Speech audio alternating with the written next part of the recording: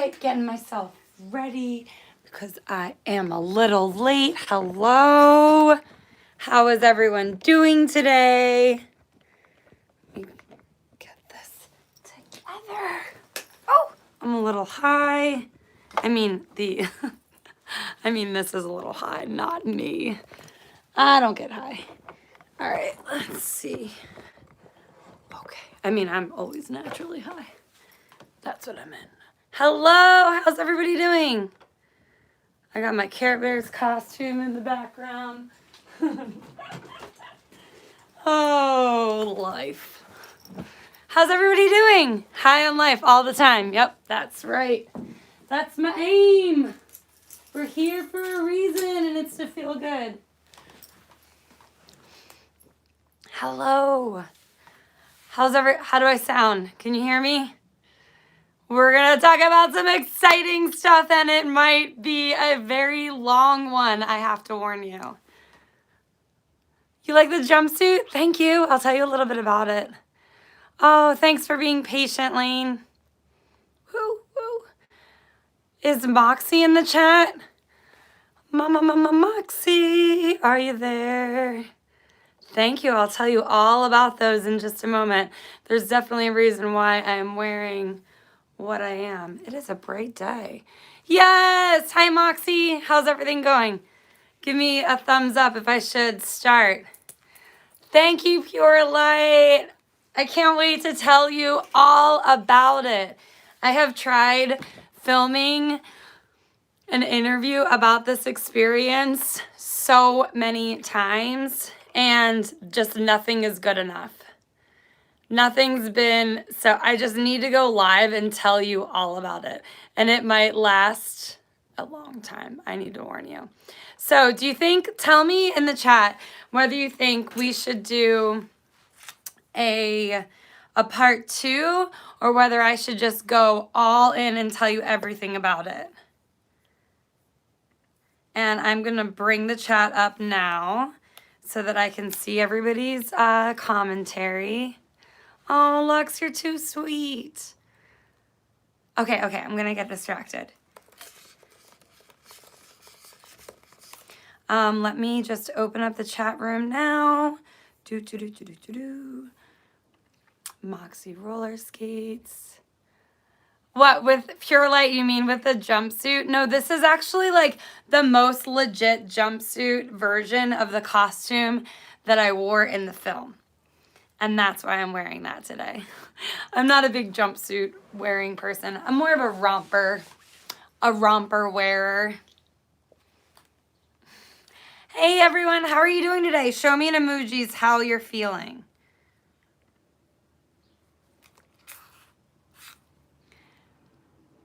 Okay, I am gonna start from the start. I'm gonna start from the beginning with the audition. You're feeling great? You're feeling, oh, sad, I'm sorry. Oh, you're like okay, all right. I plan to bring you up, Tia and Emily. Feeling smart, sad and happy. Okay, I hope to bring you up because I've got some really, I've got some stories to tell, some cool stories. Okay, alrighty. I can hear myself on my computer. That's always so weird to hear how you sound. Because like in your head, there's so many vibrations going on. You feel like you sound totally different than you actually do. Oh my gosh. The energy from the crowd is so all over the place. It's like that one, it's like the Emoji Movie. How he's like, how meh just can't be meh all the time. And he's like, meh. And he's like the everything emoji. That's what the crowd looks like to me right now. Okay. All right. I can see you. I can't hear you, but I can read you. And I'm going to ask that any questions that you might have. Thanks, Chloe. I'm so distractible.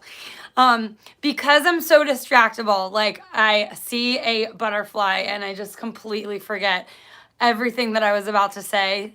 Or like I might be mid-story and Miguel's like, Michelle, there's like this thing like in your hair, get it out. I'm like, don't distract me. I'm gonna forget everything. Like, I'm gonna forget everything I was saying. So I'm gonna ask that all the questions are reserved for the end.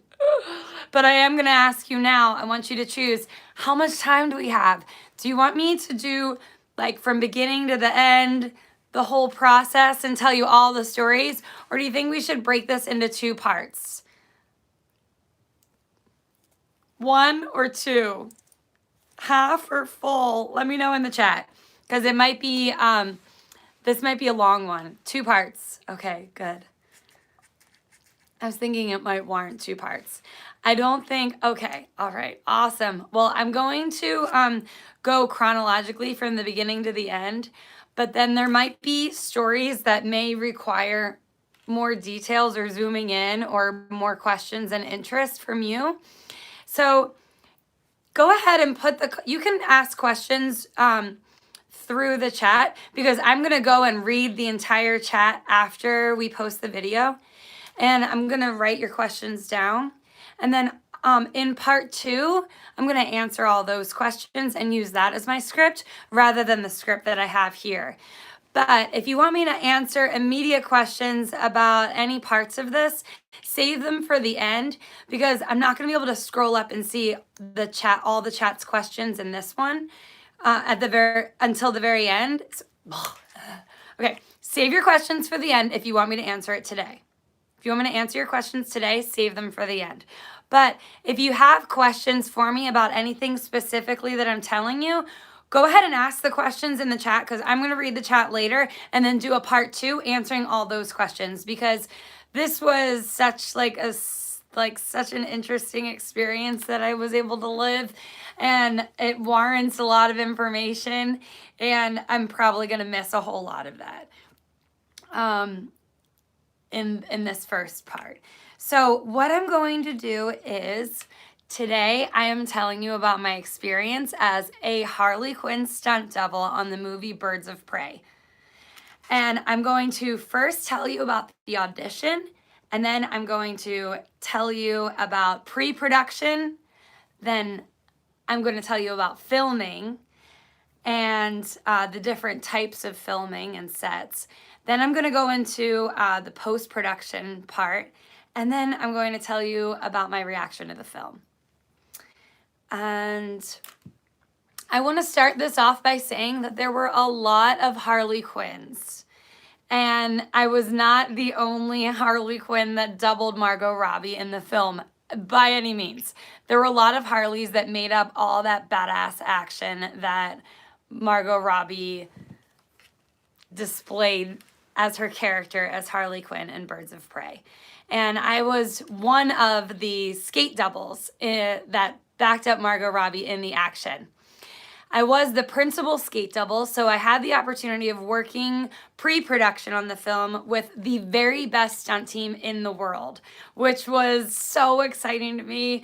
It was such an amazing experience. I gained so many skills and so much knowledge, and just so much clarity on how big productions are created. And there's no small part of the development of, there's no small contribution in the whole film process, because there are literally thousands of people involved in creating a major motion picture. And the chances, the whole city that we live in here is mostly based around the whole film industry. And to be on a show, is what they call it in show business, is a really rare opportunity. It's a very, it's a hard industry to break into. And I wouldn't say that it was a really interesting experience. I wouldn't say it's anything to feel any FOMO about, that's for sure. It's really hard work, and I believe, walking away from the experience, that I would so much rather my life than being like a famous actor, actress, or celebrity, because those roles require just so much energy. It is such hard work. Just being a part of the film, any part of the film, is a lot of hard work. There's a lot of irons in the fire. There's a lot, so much consideration, so much patience required, so much knowledge, and so much hard work. And I'm just really grateful to be able to be on a path where I get to carry out my own vision and be my own character in my own life. And I really believe that following my heart is probably the best decision that I've ever made in my life, is just by honing in on what I really like to do and following my heart. Okay, are we ready to start? I think so. This is, I'm going to speak live about the experience of being a stunt double on the film Birds of Prey as Harley Quinn. And there were a couple of skate doubles, and there were a couple of skate doubles, but all right, I'm not starting this properly. There really warrants two parts. First I want to, okay, messed it up, Moxi, I'm sorry. Today I'm going to tell you about my experience as a skate double on the film Birds of Prey as Harley Quinn. And I was a skate double for Margot Robbie. And I'm first going to tell you about the audition. The audition was very interesting. So there's three. When they cast a film, they get the main actresses and actors for the film. And then there's a script, and the script doesn't have any action inside of it. So when you read what a stunt person is, or what the stunt team does, and they call it second unit in the business, is they fill in the visual action that the actors and actresses are doing inside in the film. So when you first read the script, it's very bare bones, and you can imagine and as a stunt person, that's the first thing you do. After you audition or you get your part, you read the script so that you know a little bit about everything that's going to be coming up. When I got the call, it was interesting because the year before I got the call, what I mean by the call is the stunt coordinator called me up and said, "Hey, are you Estro Jen, Michelle Steilen? We got your name from a producer that we used to work with. They created a roller derby workout video of you, and you went and trained for that workout video at 8711 Gym." And we called that producer and asked if they knew anyone who would want to hold on to the back of be comfortable holding on to the back of a car and going fast on roller skates for a film that's going to be coming up. And your name was brought up. And I was like, this is a really interesting call. Like, okay, I get it. Go Gidget, who I used to play roller derby with, who is a film producer in the industry and creating documentaries, very amazing. Erica Tremblay is an old, she's not old, she's an old teammate of mine that we used to play roller derby with, and we used to work on marketing projects together to promote roller derby, and we created a roller derby workout video. And I had the section booty call with Estro Jen because I don't know why, but I've got a big butt. Probably because I skate a lot, and skating requires big glute muscles. And so I did the butt section for Erica, and we did train at the stunt gym that Erica worked at, which was the same stunt company that was commissioned to do the work on the Harley Quinn film. So I got this call. They told me that they knew me from Erica and roller derby workout video, and whether I would be interested in, they asked me really physical details, like how tall are you and how much do you weigh, what's your body structure, would you be can you do this, do you know who Harley Quinn is, would you be interested in auditioning as a stunt double for Margot Robbie's body double. And my And I was like, absolutely, sure. Like my theory has always been like, as big of exposure that I'll do it for free even, as big of exposure as I can get roller skating. My mission in life is to spread roller skating through everything that I do. So yes, I'll do a movie. I would do it for free. Like a lot of people will call me up and pitch an idea to me, and I'll just say yes. If it's going to expose roller skating to a new group of people that may never have stumbled upon roller skating, like I'm down, let's do it. And so when they called and asked if I would audition, it was interesting because I did know a little bit about stunt work with it in the year before I got the call, because I had dated a Spider-Man. And that whole relationship went really sour. But watching him and his life and the way that he like struggled for work it taught me a lot about the behind the scenes of filmmaking and being a stunt person. So I know that, and dating this person really did help me break down tricks and baby step away from different really difficult obstacles.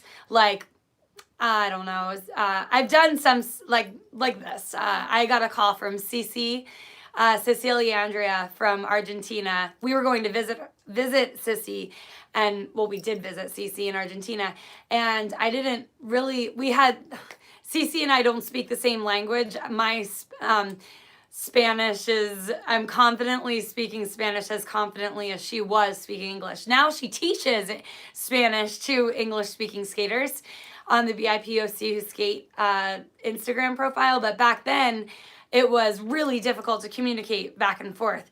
So Cece had wrote me into a play, and I'm talking a little bit about my experience doing stunt work, because I have done stunt parts, but never a film before I got the call to audition for Harley Quinn.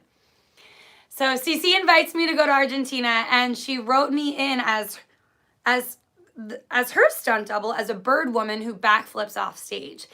So I show up on the first day to her school where she wrote me into this play as a stunt double. And she's like, yeah, and I'm going to have you backflip off stage. And I was like, Cece, I don't know how to backflip off stage. She was like, well, I don't know what to do. Like, the show's tomorrow. I really need you to backflip off stage. I was like, all right, well, I've seen my ex-boyfriend do this before, so I can backflip, and I can backflip on skates, and I'm sure I can figure this out. So I started putting tape on the floor and backflipping and measuring the distance between my feet and my hands and where my feet land. And I did it 50 times in a row to make sure that I knew the variance of the difference between my feet, where my feet are landing, my hands, and where my feet are landing.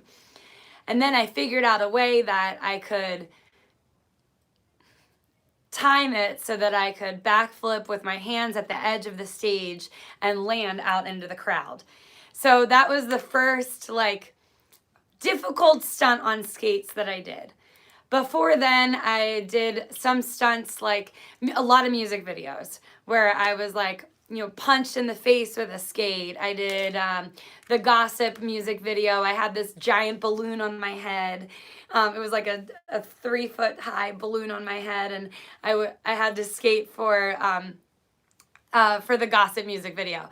I once was in a short film where I was running away from my husband in the film with who was chasing me with a knife, and I had to trip over a coat hanger, and I had a knife in my hand, and I stabbed my eyeball as I fell over the coat hanger that I was tripped on. So I did little parts of stunt work and knew a little bit about stunts, but when I got this call, I felt really prepared. It was like a big call, an exciting part that I really wanted to do a good job. And I knew I couldn't do it alone. So I called my favorite person to skate with, Dita, Mrs. Muertos on Instagram, if you're familiar with Dita. And I was like, okay, Dita, I'm going to pack a stunt kit. I'm nervous. This is for a film. It's for a Harley Quinn part. Like, I really, really, really, really, really want this. Like, can you please go with me to the audition? And Dita was like, yeah, of course. So we're on our way up to the audition.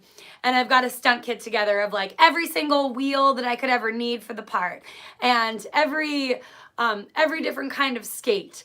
And I'm all prepared to do like, it's going to be in Venice. It was in Venice Beach, and because there was a skate park next to a flat area, so I could demonstrate all my dancing skills, all my ramp skating skills, and then show them how I've worked up to other stunts before. So on the way up there, and there's car park. They told me a little bit about like, so on the call they were like, we need a roller skating Harley Quinn. Someone who really is versatile, great at falling, can experiment with us. We don't really know much about roller skating, so we want to build the action in the movie with someone who is willing to try anything. Even grab a hold of the back of a car and go fast, like, and possibly fighting while doing it. And I was like, I'm your person. Like, you're going to pay me to sketch? Like, this is my job. I really want it. So we are on our way up to the audition, and Dita says to me, you know, Estro, they're probably going to ask you how fast you can go. And I was like, you mean on skates? Like, clocking my speed? Like, I'm not even that fast. And Dita was like, no, in the back of a car. Do you know how fast you can go? And I was like, no, who has the opportunity to time themselves? I always just grab a hold of the back of the truck, and like, you know, nobody knows that I'm even behind them when I'm sketching. How would I know how fast I go? And Dita was like, oh, well, me and Nick once timed it before. We got like past 40. I think it was 45. So I'm like, Dita, I want to be more prepared than anything. Like, all right, let's pull over. Like, can you drive stick? And Dita was like, come on, of course I could drive stick. So we switch places. We find this big open street. And I get in the back, and I've got this like cam, you know, reverse cam that you can see people from, like you can see the behind you. So Dita, I can click on it so that you can see it even when you're driving forward. And I'm holding onto the back of the car, and Dita is going up to... Dita's going to go up to 45 because she knows that at least she's gone up to 45 and that's at least safe. So she clocks me at 45. We do it. We do the thing. We know how fast I can go. So then I get into the car. We switch places, and we drive up to Venice. So we get up to Venice, and I've got my stunt kit there, and I'm all ready. And this Jojo and John are the stunt coordinators for the stunt team. And they're like, the first thing they said to me is, yep, this body works. And I was like, oh, wow, okay. And what they meant was they work with Margot Robbie, and they know just by looking at me that my body type and shape are similar and should work. So let's see if her body could be attached to the action that I could do. So they're like, all right, what can you do? So I skate, and I do every single trick that I know how to do at the skate park. And then we move over to the dancing part, and I do like all my flat ground tricks and my dancing and my spins. And they're like, all right, you're hired. And I was like, really? Like, it was that, don't you want to know how fast I can go? And they're like, what? The same reaction I had when Dita had mentioned it to me. I'm like, what do you mean? I said, don't you want to know how fast I can go in the back of a car? And they're like, no, we don't need to know that. And I was like, but we practiced. Like, can I?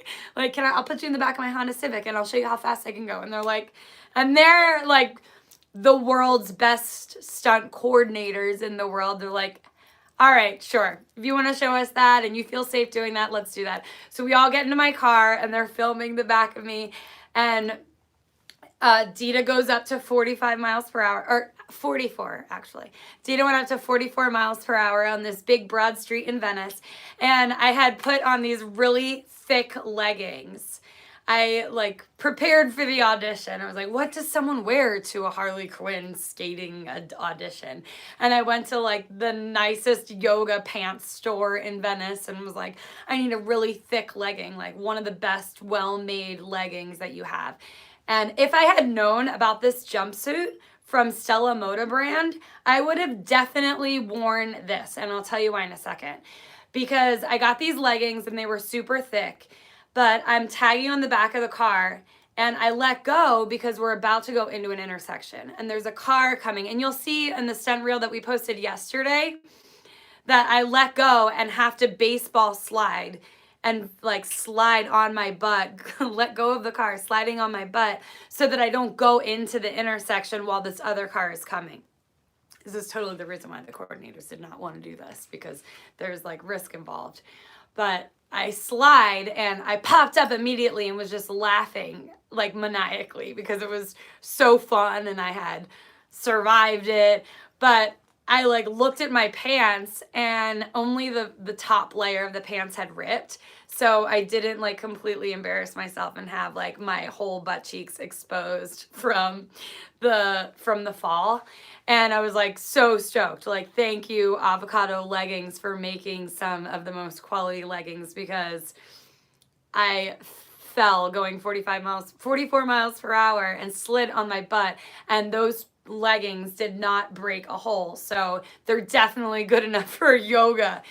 But this jumpsuit here, which looks ironically just like the Harley Quinn jumpsuit that I wore in the movie, which actually had like a more Harlequin, it was a Harlequin jumpsuit. Like it had a Harlequin print. This is a Harlequin print here. It's like a diamond checker. But this jumpsuit, Stella Moda brand makes jumpsuits, and they're for motorcycle riders, but they're padded. So the knee, like they have this this body armor. If you go to Stella Moda brand and look at their website, they have this body armor that they have pants and leggings that have padded knees and padded thighs and padded butts, so that if you do crash, your pants are padded. And then they make these jumpsuits that go over top of the armor so that you don't even you can't even see that you're padded. And they're really cool. Like they're really nice. I also have a bunch of jewelry on because this is all my grandmom's jewelry. My grandmom, when I was a kid, she always used to say Shelly, you're gonna be a star. And I had never ever expected, and I'm not going to be a star, but she just, I don't know, she was really loved movie stars and loved makeup and costume jewelry. And I just look up to her so much. And she's my biggest inspiration, my grandmom. She was I'm getting emotional because she passed away just before all of this happened. But she was just the perfect amount of feminine and masculine energy, and she was such a hard worker, and she did everything on her own independently, and she did it with with just such pizzazz, and she was always so happy and smiley. And so just before she passed away, I did go on stage on my dream television show to ever go on. It was Late Night at the Apollo. As a kid, I used to watch Late Night at the Apollo every single night before I went to bed. I was obsessed with that TV show. There were just the most fascinating, talented, underexposed talent that got to sing and dance and be comedians on this stage. That was I just was obsessed with this show. And me and the LA Roller Girls went on Showtime at the Apollo, and we totally got booed off stage and kicked off. And that's for a whole other live experience that I can tell you later. There's a great story to that too. But my grandmom watched that. We all went to Harlem, and she watched that that show, and it just anyway, I know that my grandmom's always with me, and she was with me the whole time that I was going through this whole difficult experience of training to be a Harley Quinn. But I'm wearing her jewelry because Harley Quinn wears so much jewelry, and she wears rings on every single finger, and And she has, this is actually my charm necklace, but she always wears a charm necklace. And I was late getting ready, so I didn't get a chance to put it on. But this is my charm necklace. I used to always wear a charm necklace. And I love makeup, and I love makeup. I know I look better without makeup. Every partner I've ever dated with has told me that, like, you look so much better without makeup. But my grandma wore makeup, and I love dressing up, and I love wearing makeup, and I rarely ever leave the house without it, because, I don't know, I think as people, we tend to borrow from the people that inspire us and become a little bit like them. And I just really would love to be as great as my grandmother. Okay, so I crashed at that audition, and I got up from that and was laughing maniacally, and the stunt coordinators were like, "Oh my God, you are Harley Quinn." Like, you're laughing at that? What are you, crazy?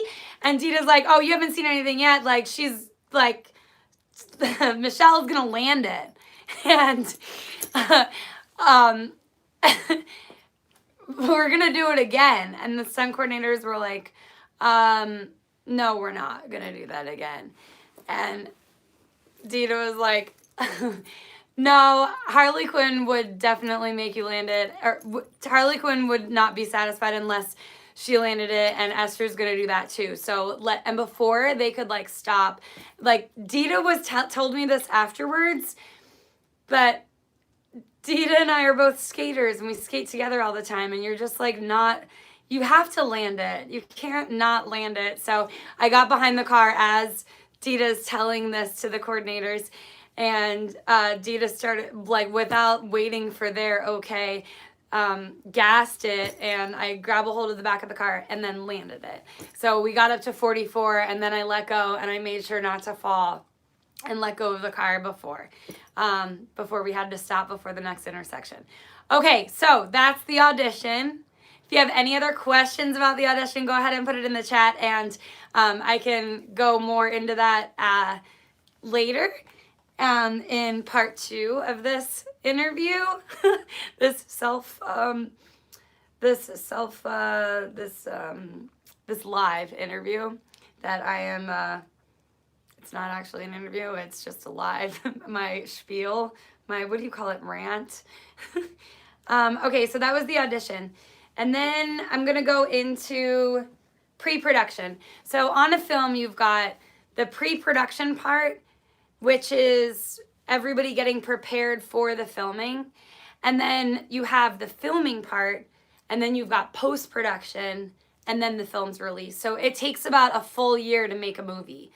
And the pre-production part is where you take the script, and the team, the hired stunt team gets together, and they fill in all the action of all the scenes that isn't inside the script, because it takes visual action to be able to create the film. So there's this period of months where you're filming previews. So being a stunt person on a stunt team, my first day, so there's a big calendar of pre-production and filming for the second unit, which is the stunt team. And there's stunt coordinators, which are the directors of the action. And then there's all the stunt team. And the stunt team operates like an actual staff of a company. And the stunt team, they're always, so when you get booked for a show, you block out your time of those 6 months to create the pre-production and the filming, and you can't take any other jobs because all of your time is being dedicated to training and filming. And the way that pre-production works, or creating the action, is they hire the stunt people to work out the action. So that means that you may or may not be you may not be working on your scene. You may be like another person in somebody else's scene, and you're playing so that the stunt coordinators and the team can get what the actual action is going to be. Then they film the action, and then they put it onto a timeline for the production house where the directors are, putting everything together, and they pre-film the whole movie on a timeline before we go and film the movie. So for many days, if we're not working on my part and filming like something that I'm in, then I'm training. So I didn't know any of this. Like, I didn't know how any of this works. This was my first actual huge production that I was ever a part of. And I learned that there's like, well, it was really crazy to just walk onto a film where the very best stunt team is working. Like these, and I mean, I could feel it. I could feel, and sorry that I say you a lot. What I mean is not you, but like the royal you. I'm from Philly, and for some reason we use you, and yo a lot. And so I apologize if like there's a lot of ideas that are coming out at once. And I don't know, I'm just always insecure about how I'm talking to you. You YouTubers. Also, okay, I'm not going to go on a tangent about this. Being a YouTuber is really, really difficult. And it's almost the opposite of being a part of a film. Being a YouTuber, you're in charge of the hair and the makeup and the costume and the set and the script. And if you're really lucky, or if you're part of a company, then you're able to have staff like the people that moderate the Moxi roller skates, and my friends that are some friends that are in the chat, like helping and encouraging you along. But being a YouTuber is also like super hard, but in just a completely different way. But, okay, being a part of the stunt team was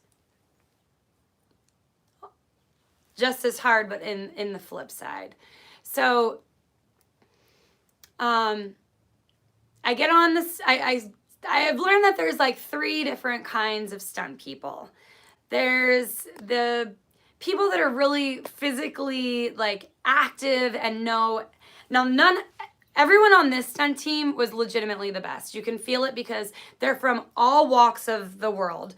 It's a very international team. And at any point that they're not working, which they were working constantly, they're practicing some other martial art with some weapon. They're like throwing a sword up in the air and like flipping it and catching it all different ways, or working with stars, or I don't actually have a ton of martial arts experience, so I'm sorry if I misrepresent any of the martial arts, because I have such respect for the martial arts, but I don't know all the different kinds of them. But these stunt people would get up at 6 o'clock in the morning and get to work at 7, and on every single day, they would work on a different martial art. So Monday was like jiu-jitsu, on Tuesday it was boxing, on Wednesday it was kickboxing, on Thursday they'd be sparring. Every single day they would get up early and work on their well-roundedness of an action hero before getting to work. And then at 8 o'clock we would start work. And work was looking at where we are on the timeline, and then getting into where we are on the timeline, and then getting into that scene and practicing different movements, filming those movements, sending them to the production house, and then going back to the drawing board. And for many, many days, I was a stand-in, so a bad guy. I'd be pretending to be a bad guy a lot, or I'd be making weapons out of cardboard, or building sets. So if you see in the background of the stunt reel, you'll see that there were these like big hands in the carousel in Birds of Prey, the ending scene. There's a big carousel fight scene. And we had to create the sets out of cardboard and create the weapons out of cardboard to practice with, so that we could set up the scene and show to the production house how things are working. And I learned that there are like different kinds of stunt people. There are like working stunt people that are really legit. And I mean, all the birds on the stunt team were just the most legitimate birds in the world. Like, I didn't know anything about stunt work, but each one of these, like, each one of the people in the stunt team were the best at what they do. And that's the reason why they were there. And they weren't trying to be in the spotlight. And there's they loved what they do. They loved being the best kicker or known for kicking, and also be super specialized at all these other actions. So an action is like any part that the actor or actress doesn't want to do, or doesn't want to do, or can't do, or doesn't feel like doing. And so they call in really amazing martial artists, stunt people that look like the actor or actress, so that they can blend the action with the actor or actress. I'm just gonna call them actors. Into the final production. And they use a lot of technology too, like face replacement, body replacement, and but the job of a stunt person is to body double the star. And these people that were on this stunt team were literally, like, legitimately into the action. They weren't trying to be stars. And I'm sure there's a lot of stunt people that just settle for being a star. I know, because I dated one, and like the ex that I had, like, really wanted to be the star but settled for action, and he was very physically coordinated and didn't get any roles as an actor. So he mostly did stunt work, and he was actually a skate double, which was interesting. So I learned that there were, like, specialty stunt people, and then there are, like, stunt people that are incredible at their one specialty, but also incredible at all these other things. So the people who I was working with are, like, they were the highest, top, best stunt people. They were there to back the actor up, to make the action look as best as the action could, and they weren't there for themselves. They were there to be the best stunt people. And that was just something that, like, I don't know, it was so freaking cool to work with these women that were insanely physically talented. So there's, like, 3 kinds of stunt people. There's, in my small experience doing the work, there's, like, the legit stunt people that are human action heroes that can do everything. And then there are the stunt people that probably are settling for stunt work because they really can't wait to step into the role of being an actor and actress. And then there's, like, the people that just don't know anything, like, don't know squat about the business. They're just really good at one specialty, and they're brought onto the stunt team to add to, because there's no other stunt people that really are into it, are into that action or specialize in that action, and that was me. So I can backflip on skates and do lots of kicks, and I can fall out of a moving car and not hurt myself on skates, and grab a hold of the back of a car on skates, and I'm just really relaxed on skates and falling. So that's why I was invited to the whole stunt team. But when it came to, like, doing martial arts, which I had to learn, the learning curve felt nearly impossible. So I had a lot of training to do. I had a mallet, a training mallet, and there was an so there's your training that you do in pre-production stunt work, and then there's assisting other people's scenes that you do. So I had this mallet. This was, like, our stunt mallet, and I had to swing the mallet 2,000 times a day in front of a mirror, and also in front of a asterisk in a star pattern, and learn all these different types of, like maneuvers with the mallet, which at the end of this, like at the end of the film, I hit the mallet one time into, rest in peace, Shad, who just recently passed away. Actually, it's so sad. One of the stunt guys that were on the stunt team has just passed away on the 17th of May, trying to save his son from a riptide in Venice. But so at the very end of the scene, I only swing this thing once and into Shad's chest. But I practiced for weeks how to swing this thing, which was just so, it was, you don't know what Shad with an S, you don't know how, they tell you all the while you're working that, like, don't get married to any of your stunts because most likely they're going to be taken out. And we built whole ramps for backflips and 360s, and I learned to backflip off a psych wall, which is those like seamless walls, and you'll see that in the reel that we posted yesterday. And none of that made it into the film. There were pieces, well, I'll tell you of that at the very end. But back to the training, I had to learn how to spin both directions, kick both directions, punch both directions.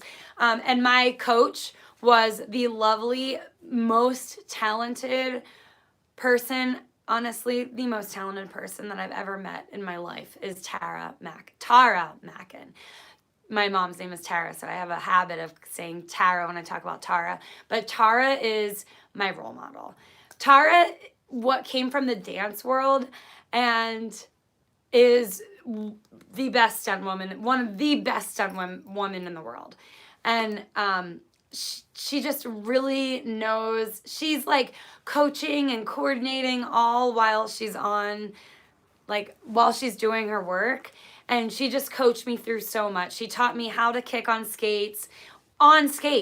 She roller skates. Tara Macken on Instagram. She's one of the most fascinating stunt women in the world. She's got a really amazing project that she's working on right now that I plan on bringing Tara onto the YouTube channel so that we can show you literally the best butt workout ever. Like kicking on skates in 20 different fashions is like, will burn your butt and legs so quickly. It is so hard. And I really had to like stop the training because my butt was just growing so much bigger and more musclier from these kicks. And Margot is a very slender person with not a giant butt like mine. So I couldn't our team could not afford for my butt to grow that big. So I had to actually relax on the kicking. But Tara was my coach, and she's an incredible martial artist, a incredible dancer, a incredible roller skater, and she's just amazing. If you want any inspiration, she's my role model in life. I love Tara. But I learned to swing a mallet and a bat and backflip with a bat and a mallet in my hand. We built some small ramps that could be hidden behind a hand on a carousel that I learned to backflip on. And the first difficult challenge of being a stunt person is, if you haven't done it, is finding your child again. And I feel like I'm a pretty playful person. I love to play. Like, I haven't put my roller skates down since I was 6. And I really, I remember the last day that I played Barbies, like it was yesterday, because, well, first it took 6 months to do. I think it was my last day playing Barbies for 6 months. So my little sister and I were obsessed with Barbies, and I still am. I love Barbies. And I just loved playing. I was obsessed with playing. And so, finding your playing side, you really are, you're acting when you're doing this. So you're acting and you're doing action and you're pretending to be other people while you're while you're workshopping, it's called. So we're workshopping the action so that we can decide what's going to make it into the film, what we're going to practice, what we're going to preview. And then oftentimes the production house, the directors will and producers will say, no, we like that. Yes, we like that. Could you change this a little bit? And then we'd have to reshoot everything. So one of the first challenges that I learned was that, oh my gosh, stunt people are actors and actresses. You really have to learn to act, and you have to play. You're like playing with Barbies and action heroes because you're being an action hero. So we would workshop things, and they'd be like, all right, Michelle, can you be this bad guy that gets, you're going to get shot. And when you get shot, I want you to fall over this wall. So someone would shoot me, and like they would shoot me in the leg, and I would take it in the shoulder and like fall backwards, and then they would just stop. Like, you're terrible at this. Like, I shot you in the leg and you took it in the shoulder. Like, what are you doing? And I just like was like, just, that was challenging. Like, to actually be the action hero and take the hits where they were hitting them so that the action actually looked right. Like, that in itself was difficult to do. And the more I did it, the better I got. But the more I did it, like, and the better I got, the more fun it was, just like anything. But I really got, like, I really learned to appreciate the whole getting away with a lot as a stunt person. Like, oh man, like, these people committed to the Barbies. Like, they never put their Barbies down. I remember just saying to myself, like, this is the last time I play with you. Like, I promise I'm going to grow up. Like, I was 13. I'm going to grow up. Like, I'm in junior high school. I should not be playing with you right now. Like, I'm going to put you down. This is the last time, okay? I promise you this is the last time I play with you. I remember doing that for so many days in a row until it finally was the last time. And I remember, like, workshopping stuff out with these other stunt people and just thinking, like, these are, like, oh, this is what I never wanted to do. I never wanted to give up the Barbies. I always wanted to play. And these people are accomplishing that. They are getting away with life. Like, they are playing until they're committed to playing till the day they die. Like, it's so, I just that in itself, I really have such a respect for stunt people. Just that small part of it. And then on top of it, they learn to play with their bodies. Like, they become masters of every martial art that every martial art, every fight, gymnastics, capoeira, tricking, juggling, circus arts, any of the circus arts, knife throwing, falling, acting. There's so many parts that stunt people have to be masters at.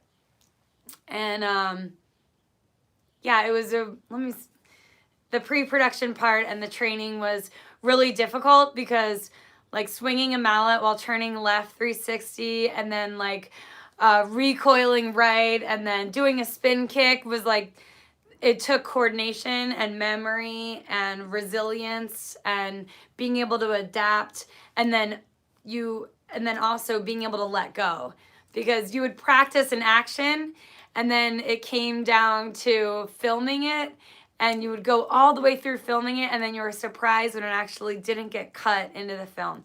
So I'll get into that too.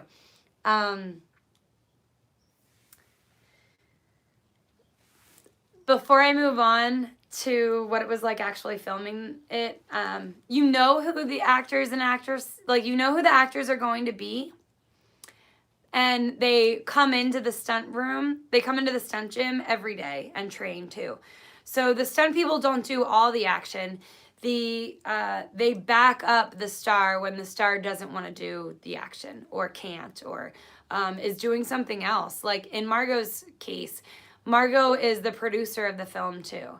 And Margot is an extremely smart, multi-talented, super athletic, very kind, brilliant person that I really look up to.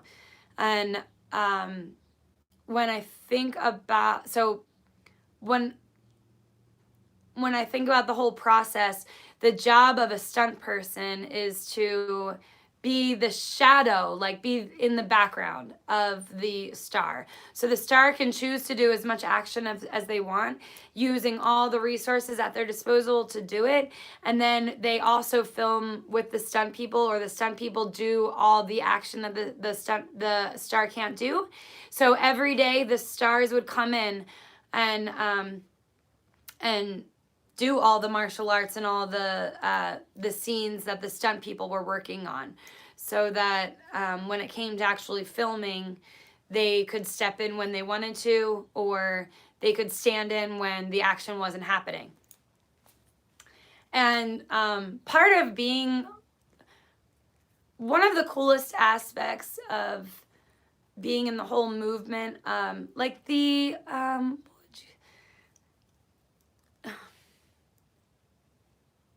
if you've noticed, hopefully you've noticed, especially like that there's a lot of feminine dominance in films as of late, which is awesome, because the stunt field has been a very male-dominated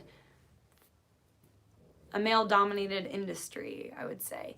And the stunt birds would tell me that, like, it's so weird to not be the only woman on the stunt team. That's what they would say. So there was a lot of roller derby, a feeling of roller derby, that roller derby spirit that came up a lot working on the film. And it was because the majority of the characters were women. The heroes were women, and the anti-heroes were women. So when Anisha and Tara and Renae Moneymaker was the main Margot double, who did all the fight, like all the like actual mallet swinging and fighting for Margot. When Renae and Hayley and Anisha and Tara and I would all get together, we were the birds the birds of prey. When we would all get together, it was just really cool to see the energy between all of them. Like, wow, like it just feels so different to be a woman and for this female dominance. It felt like female dominance for maybe their first time, and for the history in filmmakings, you know, it's new to film to see women play these roles as powerful and strong. And they would talk about how they felt like how cool it was to feel a part of the change that the film industry is really creating in our culture, which is very important. Kathy Yan was the director of Birds of Prey, and Kathy Yan's a female. And Margot Robbie produced the film and had a major part of so many more aspects of being an actor in the film. Like, the first thing that Margot said to me when meeting her was, well, meeting Margot was really cool. Let me tell you what it was like to meet Margot Robbie. We're sitting on the carousel, and there's all the stunt birds are sitting around waiting for Margot to come in for training. And there's a ramp that's on the spinning carousel. So there's a practice carousel, and the carousel is the stage for where the major fight happens at the end. And there's a practice carousel that actually spins, and we put my Legs, who works at MoxiSkates.com. Her husband Chris is a professional ramp builder. He builds all of our Muse rails and ramps, and he's building just built Shovel's ramp in like a day. And Chris is just a really great ramp builder, and like in a day's time he like busted out a little vert quarter and a launch ramp for me to skate and do tricks on for this fight. So we've got we have the little vert quarter like nailed into the carousel, and the stunt birds are like, all right, Michelle, like, let's get ready to meet Margot. Margot's gonna come in, and when she comes in, we want you, like, we need to impress her. Like, let's show her who's doing her roller skating action. And it was really important that she felt very comfortable and backed up by great roller skaters, and here's why. In I, Tonya, she broke her back doing all of her stunts in the ice skating, for the ice skating parts. Margot is extremely physical. She's extremely athletic. Her brother worked on the stunt team, Lockie, with us. Lockie Robbie is a professional stuntman, and he worked on the film. He worked on the stunt team on this film, and he was telling us just how, like, what a phenom she is. And but when she was doing her stunts on I, Tonya, she broke a vertebrae in her back. So it was really important for her that she had great stunt skaters, so that because she was and did learn to roller skate and fight in her roller skates and did a lot of the stunt work. Like, she was right there with us, training and doing all of the action that Renae and I were doing. So they're getting ready for this moment, and there's a big barn door, and Margot pulls in her car, and I don't know, it seemed like she was, I don't know, like, she's a real humble, down-to-earth person. She pulls into not a fancy car, and she's got her glasses on, her big glasses, and she drove herself there, and she comes into the barn door, and we set it up so that when she opened up the barn door, she walked in, and I was backflipping on the carousel off this ramp. And she, like, dropped her bags and, like, drop jawed. She was like, all right, well, I feel confident now. So cool. It was like a moment I'll never forget in my life, was when Margot saw my skating for the very first time and actually felt really comforted and supported. So, but the first thing that she said to me after that, and that's what she said out loud, and then she came over and she sat down next to me and said, all right, is this floor gonna work for you? And I was like, what do you mean? And she said, well, what kind of surfaces do you like to skate on? Because I'm going to make sure that this floor is perfect for roller skating. So what do you like? And I just thought that was, like, so legit, like, such a well thought out piece of problem solving for this very important fight on the film. And then we talked about the differences between skate light and birch. And I fired off all my contacts for her so that she could go on and make sure that the carousel surface was great for roller skating. Yeah, it was really cool. It was a cool moment. And, like, I'll never forget these birds. These birds just, like, were the best cheerleaders that you could ever ask for. They taught me so many cool skills and really, like, worked with me on all my insecurities. And they were just such experienced stunt people. So to be someone that's, like, basically off the street and walking into the backgrounds of creating a movie, it was so sick to have these, like, amazing, super loving, caring women to be supporting me and championing me, like, the whole way through. It was so cool. Like, it was so cool. All right. That is, I believe, what concludes my first rendition of the pre-production and training rant of my experience as training for Margot Robbie's Harley Quinn. Let me just refer to my notes and make sure I'm not missing anything before I move on to the third part of this.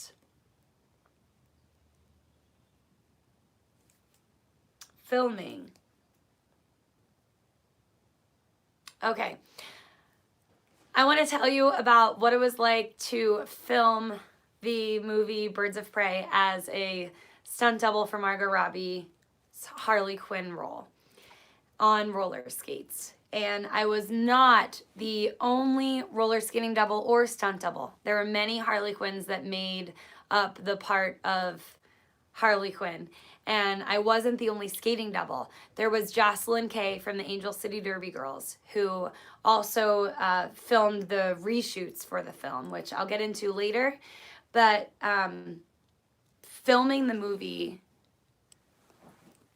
filming the movie was an incredible experience and such an eye-opening experience of what it's like behind the scenes of movie making. When you practice all of your action and then you take it on set, there's two different kinds of shoots. There's the on-location shoots, which is when they book a location and it's out in a real life place. For instance, our sketching scenes were all filmed in downtown LA. So all of the filming, all the shootings, all the shoot days were happening in downtown LA, not in a movie set or in a studio. And then the second way that you shoot is on a movie set, so on Warner Brothers lot. So there's on Warner Brothers lots, there's a ton of lots, like a bunch of warehouses and a bunch of facades on streets, and anyone that works on films in Warner Brothers works in the Warner Brothers lot. So in one of the big warehouses is where we filmed a lot of scenes that we couldn't film in a real location. But on location, we filmed the sketching parts, which didn't fit inside of a lot in downtown LA, in the real open streets. And it's interesting now when I watch a film, I can really see, oh, that was filmed on location or that was filmed in a studio. So I'm going to talk first about what it was like to film on location. And that, so what didn't make it into the film was a whole fight scene with Ewan McGregor. And my part was I had to, so I'm holding on the back of this Rolls Royce. And some things that I missed.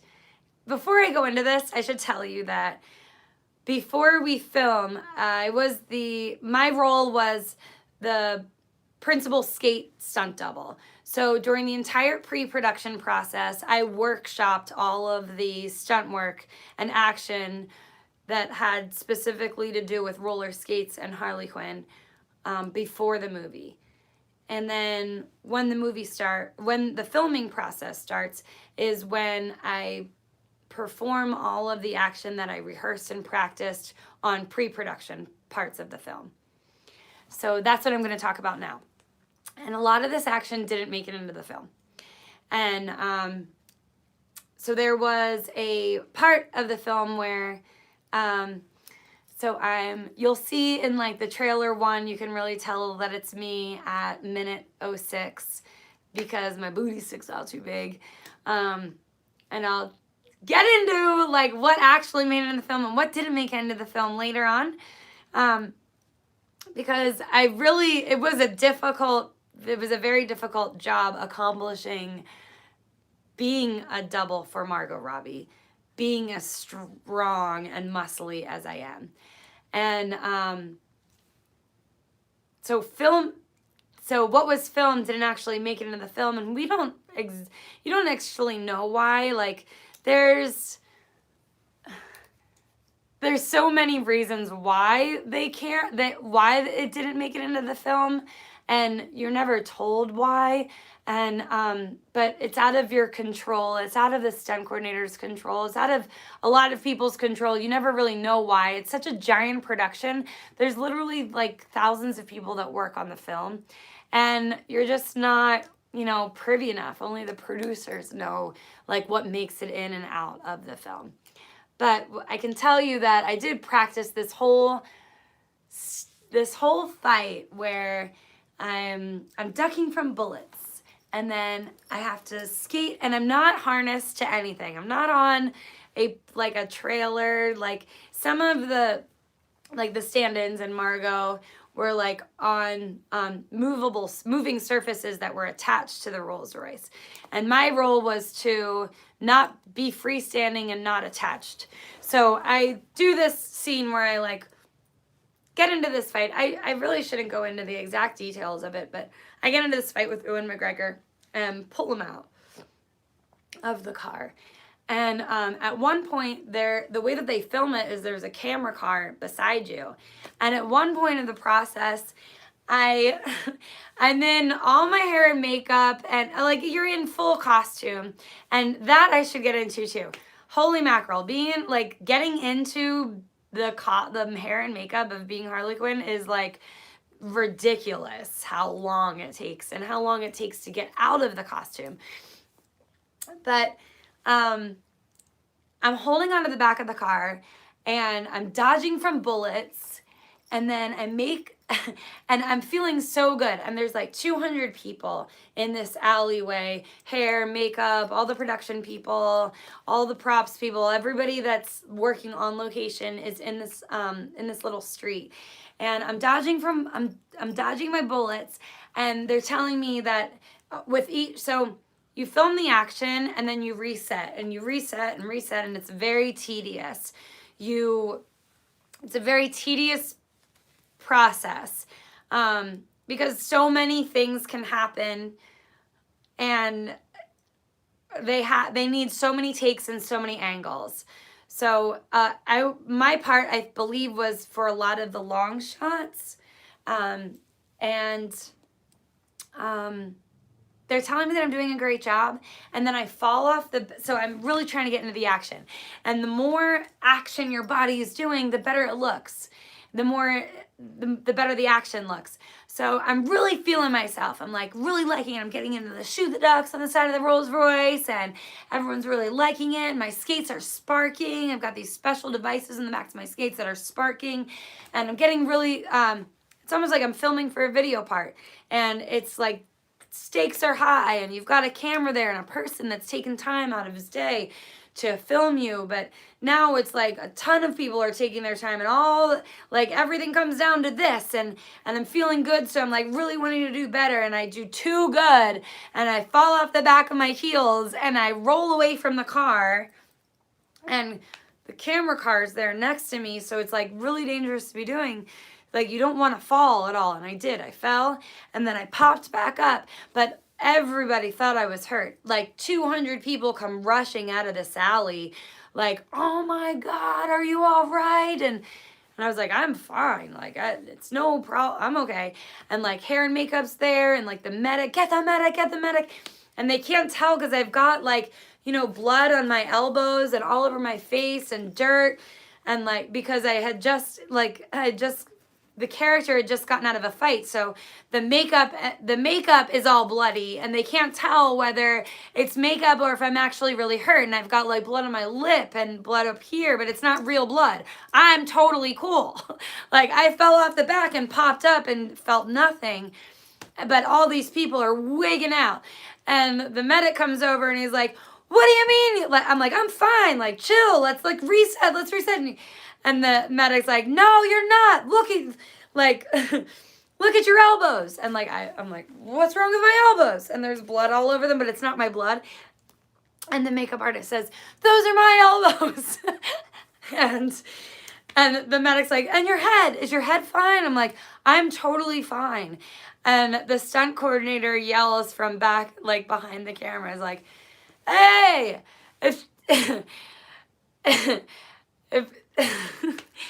hey, they're all right.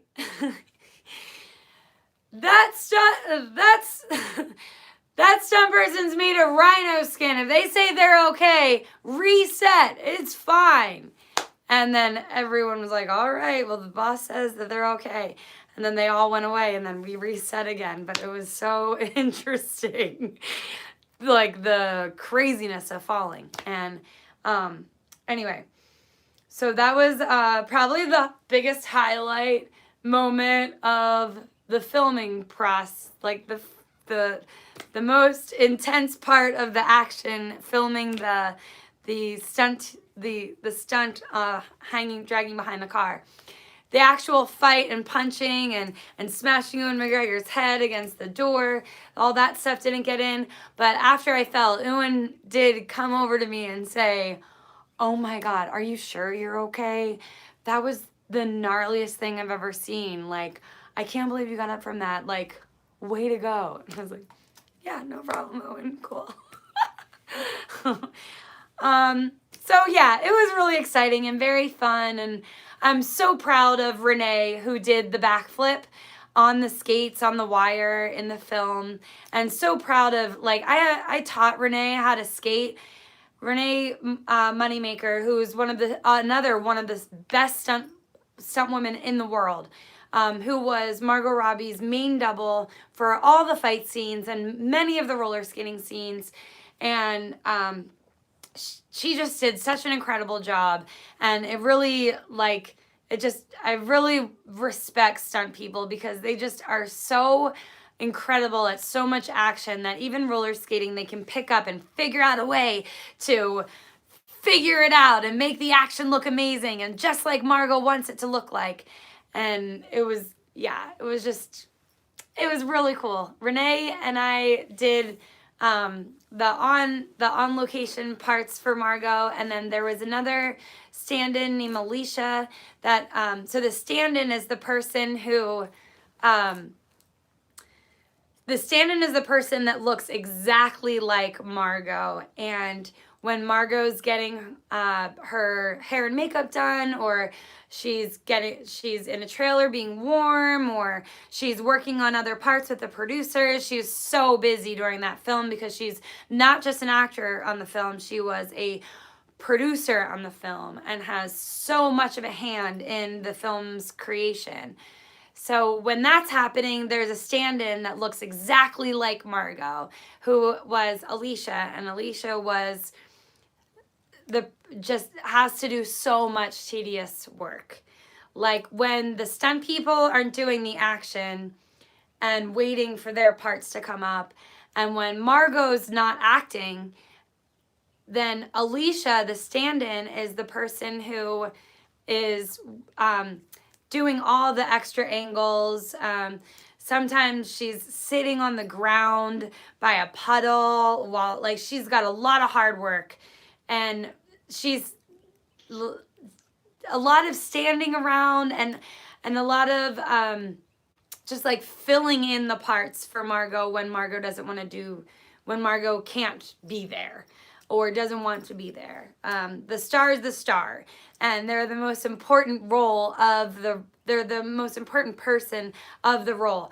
But everybody does a lot of hard work to make that role come to life. And so I just want to make sure that I tell you about all the different Harley Quinns that made that possible. Then there's the on location, so that was the on location part of this. Let me just check my notes to make sure I didn't miss anything.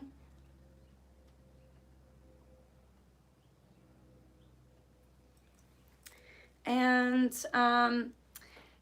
yeah, getting into the hair and makeup was probably one of the most tedious parts of the process. There's a different trailer and a whole team for the hair. There's a different trailer and a whole team for the makeup. Different trailer and a whole team for the wardrobe. And all of that takes about 3 to 4 hours of getting ready. So the hair and makeup process is extremely tedious. I had to go into the makeup trailer. First you go into the hair and they pull your hair all the way back. Everybody wore wigs, and you get your wig cap on, and before you go out they put your wig on. So just like you see just like in the old movies when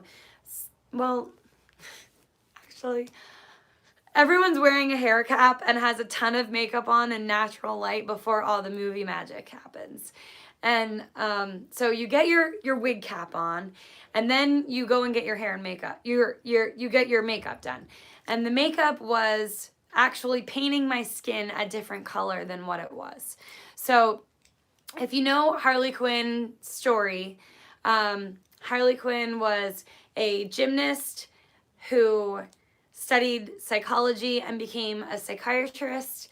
And then in the psych ward that she was working in, she fell in love with the Joker, who was in the mental institution. And to prove her love to the Joker, which you'll see a wonderful scene that she throws her body into acid in Suicide Squad. that whole scene will show you a lot about Harley Quinn's backstory. And so the reason Harley Quinn used to, she used to be a, what would you call it? Like a mortal.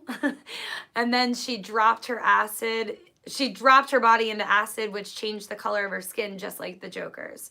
So the Emancipation of One Harley Quinn is a movie that happens after she breaks up with the Joker. And it's her process of breaking up with the Joker and her new life starting out on her own as an independent woman. And the Joker skin is white, like very pale ghost white, acid white, like Harley Quinn's. And so everyone, including Margot, Renae, myself, Alicia, when we were filming these scenes that I worked on, we would go into the makeup trailer, and all the Harley Quinns would get painted. And for an hour and a half, we were painted several layers of makeup. So our whole body from here to our waist was painted, because in the film, oh, I can't do this because I don't have my top on, but the pink top that she wears, the zipper is open, and so all the way down to my waist, I had to be painted white. And then there's an iridescent white layer, and you have to wait for it to dry. And then all the tattoos. So every tattoo had to be in the exact same location. The heart, the daddy's issues, the Mr. J tattoo, all these like tattoos have to be on there really, really good, because you're doing a bunch of action and you don't want the tattoos to come off. There was an arm tattoo. And then they do the actual makeup, and for different parts of the scenes, you have blood or dirt, and your makeup smeared, and the red lipstick smeared, because and I didn't know why, because you're not privy to, just like the action is built into the film, the hair and the makeup is built into the film, and the hair and makeup has a timeline and changes throughout.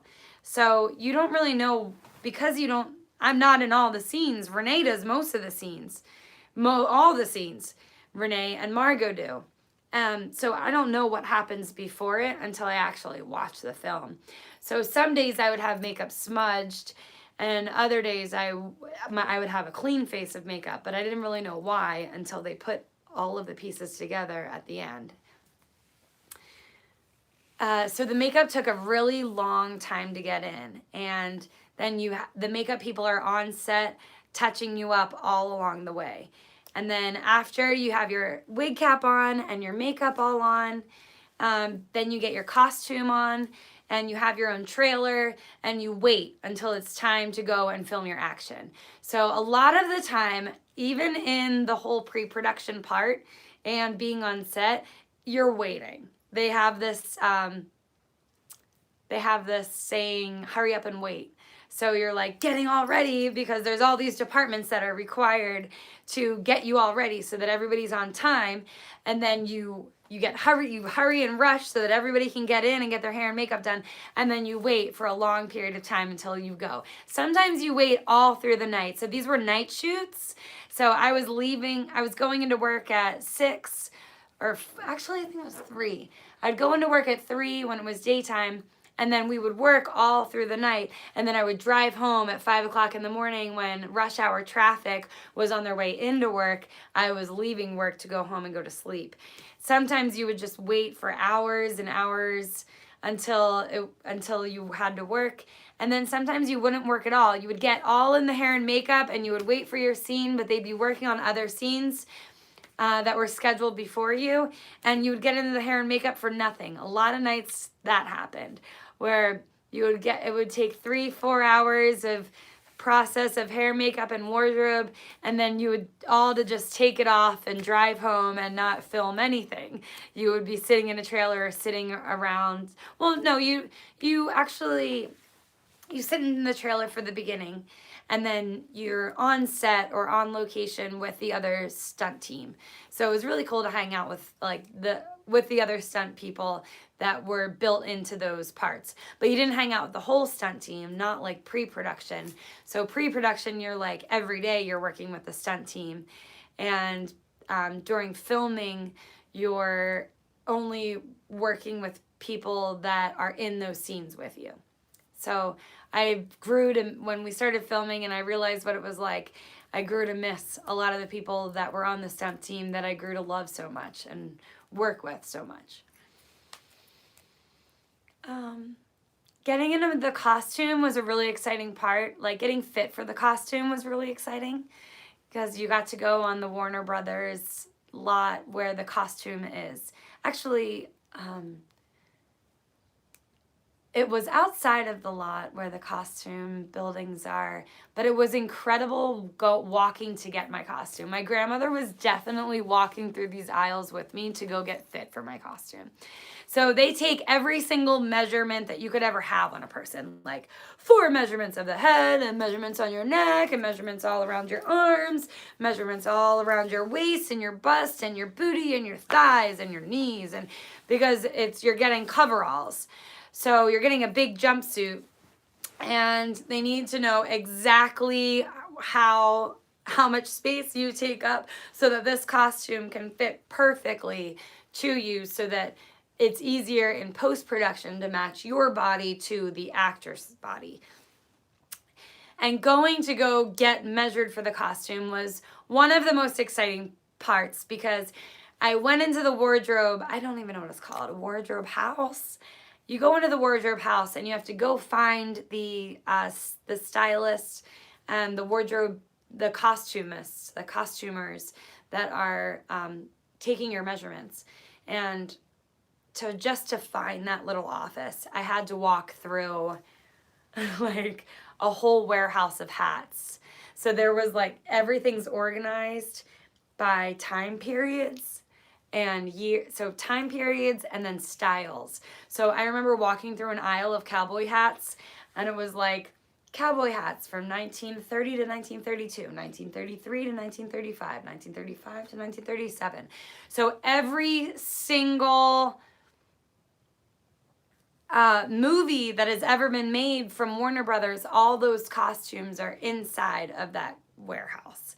And it's all organized, very well organized, just like a card catalog would be in a library if you even know what that is. They used to have card catalogs at the libraries when I was a kid. But it's very well organized. So I walked through the whole warehouse of hats, then walked through a whole warehouse of Western wear. And it was just like so fascinating to see all of the different costumes through centuries of filmmaking. All right, that finally concludes the filming and shooting part. Then there is a period of waiting between. Oh, I forgot to tell you about the Warner Brothers lot. So working on the Warner Brothers lot, working on the Warner Brothers lot was really cool because you get to see lots of other facades of buildings that have been in movies before. It almost has a Sesame Street feel. And I got to skate, like I was working on skates, so I got to roller skate through the Warner Brothers lot and like Warner Brothers city, like Make City, all day, every day that I worked there. It was so cool. And it was just really cool to be a Harley Quinn. It was rad to be dressed up like Harley Quinn and going to get my lunch or my coffee and seeing other productions being created and all the people that work at on the movies. And yeah, it was really cool working on the lot and on set. I think I'll save the rest of on set and the Warner Brothers locations for part 2 of this interview and tell you, yeah. Movie budgets are gigantic, and that was really apparent when I was on set. Not on location, but on set. on set, their lunch was insane. Like, I remember making friends with just everybody that I could make friends with in pre-production days. The riggers were some of my favorite. The riggers are the people that are in charge of like the wires and being hoisted, and I learned how to gainer backflip on roller skates with the riggers, and I'm definitely going to talk about that in the next one because it was such a rad experience. But I remember the riggers and the medics telling me, like, oh man, wait till you're on set. It is the coolest experience ever. Lunches, if you think lunch is good here and our lunch hour is awesome here, wait till you get on set. They serve lobster. And I really was blown away at like how nice the lunches are and how good everybody eats on set on Warner Brothers. They literally were eating lobster. I was like, what? What? No wonder these budgets are so high. It's freaking crazy. All right, moving on. So we filmed the movie, and now there's this waiting period. And we stopped filming. My parts were done at end of March, I think, maybe early April. It's all a bit of a blur. I worked in November, December, and then we started filming in February and March, or at least our parts. And then there's this long period of time where post-production starts to put the actual film together. And I got a call or an email actually. I got an email from the new stunt team that was hired to reshoot, or the new stunt coordinator. And he asked me if I could be a part of the reshoot parts because they didn't get to shoot a bunch of stuff that they needed to. And and they were going to do that when I was going to Australia. So I had to turn that down and I couldn't do it. And it was a big bummer for me. But I was also like, so the whole experience was pretty tough and interesting. And yeah, it was really tough. Like matching someone's body, I should say, that does not have the same body frame as me or bone structure, I'm bigger than Margot Robbie, was really challenging. And it brought up a lot of interesting, very old, super buried feelings of insecurity just because of wanting it so bad. And if you're interested, I can talk more about that later. But I'm more interested in seeing the reaction to even saying that out loud in the chat later before I get into that. So the reshoots happened when I was in Australia, and Jocelyn Kay, who is a very talented Angel City Derby skater, did the skating parts and with Renae and Margot when it came to the motorcycle scene. So I did all the workshopping for the motorcycle pre-work. So when we did pre-production, I workshopped all the motorcycle stuff. There's like a scene where I need to throw my mallet to the stunt driver, and the stunt driver gives me a whip, like a roller derby whip. So Harley Quinn was a roller derby skater, and they hired Rachel Rotten as the roller derby consultant, who's a real roller derby skater. And I love when the film industry does this, when they enroll real skaters and legit derby teams to be a part of the filmmaking process, because it's just so respectful, you know, like they want to make it real. And even though Harley Quinn was a comic book character who played roller derby in the days of bank track roller derby, they hired Rachel, who was a part of the flat track derby, to consult on all of the roller derby action. And they did make it true to Harley Quinn's, I guess, roller derby past by doing it on bank track. But it should be noted that the roller derby revolution really was a success as a real sport on flat track. So roller derby today is now not played on a bank track. It is championed by real athletes that play on a flat track. And Rachel, I know, tried so hard to make it a flat track derby real experience in film. And Rachel enrolled, worked with Margot and the producers and Kathy to cast the very best representatives to play roller derby in the film. And Jocelyn Kay, if you see Pearl Jam, looks just like Margot Robbie, like face, everything, body, like it's so crazy how much Jocelyn looks like Margot. So it was like a very perfect roller derby double. And that's what Jocelyn was hired for and filmed all the roller derby scenes for Margot. And then when they did the reshoots, Jocelyn also worked with Renae on all the motorcycle scenes of that section, that fight section. And if you look in the description of yesterday's reel, you'll see all the names of the real roller derby people that played real parts inside the film. There is a roller derby section that I think all of us can agree was way too short. The action that was in the roller derby scene was so awesome. Like, it made skating look so radical, but I wish the roller derby scene was longer in it. And then, so then there was this whole other shoot part that I wasn't involved in, and there's many reasons for it. I have a good feeling that one of the reasons was that whole motorcycle scene was out of the film when I was a part of shooting, and then was brought back into it. When we were reading the script, that whole motorcycle scene that I workshopped and that Jocelyn worked on was in the film. And then when I was a part of the shooting, it wasn't in the film. And then it was brought back in the reshoots, which was totally an amazing call because it makes the scene look so sick.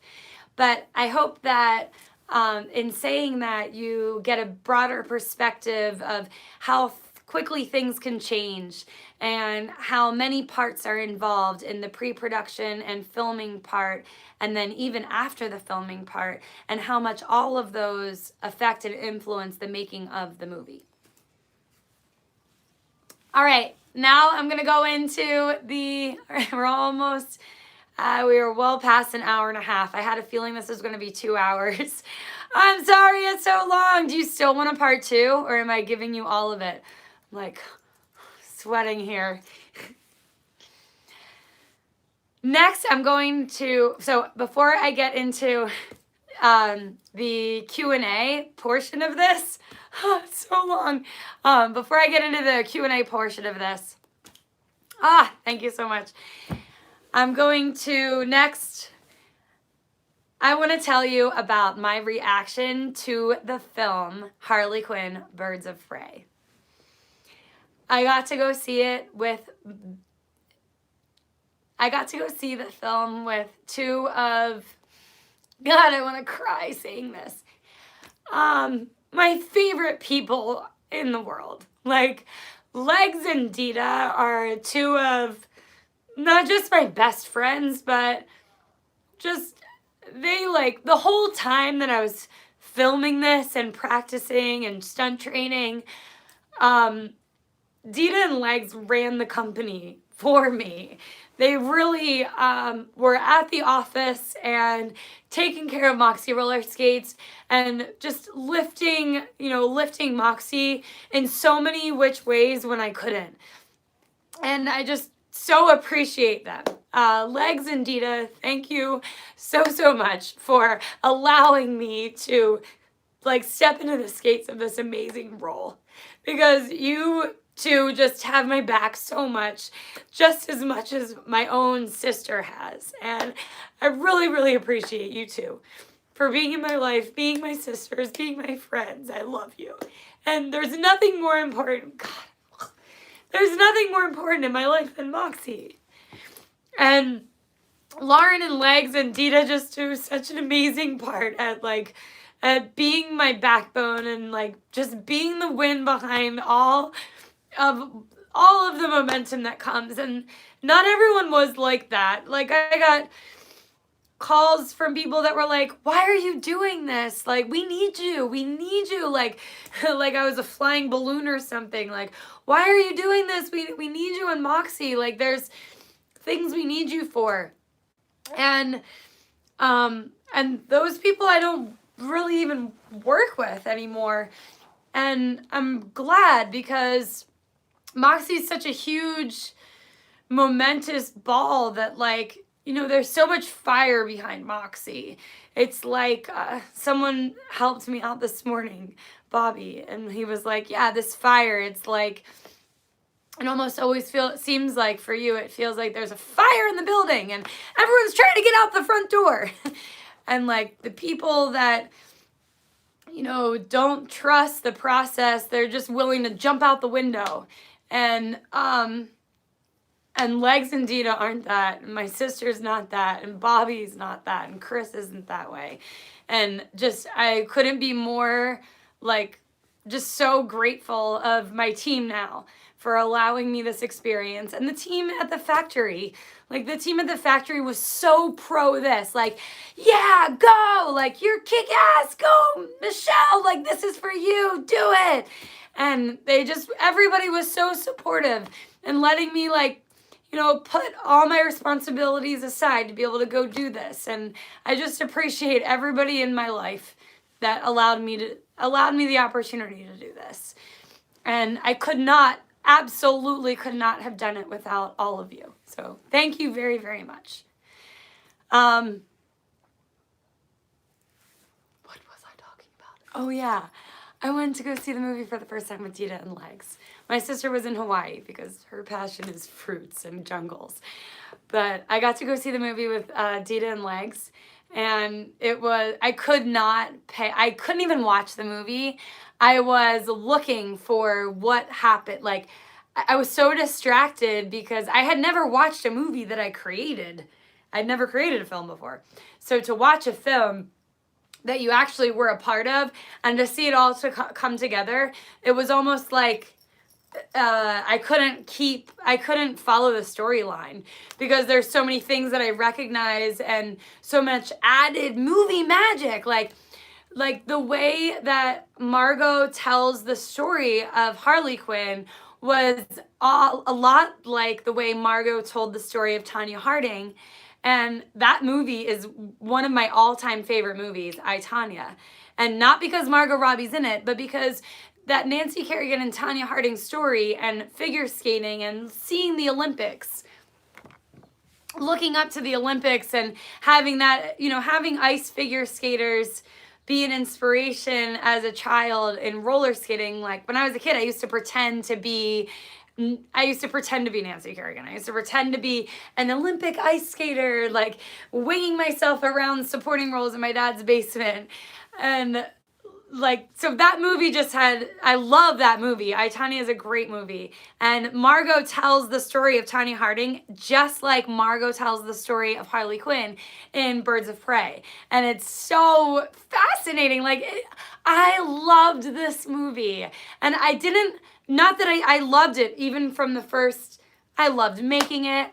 I loved watching it even though I didn't understand what was going on, because just the visuals, the music, the costumes, the wardrobe, the makeup, like it is just such a wonderful, feminine, empowering, awesome breakup story. It's such a great movie. I loved Birds of Prey.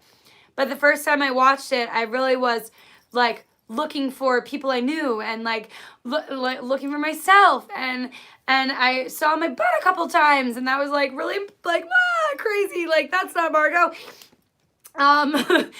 It was just such like, the first time I watched the film, it was more of like I was floodlighted.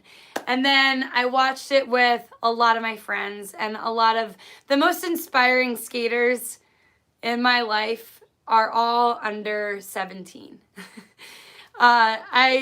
They're kids, and the reason why they're so inspiring is because they're the future.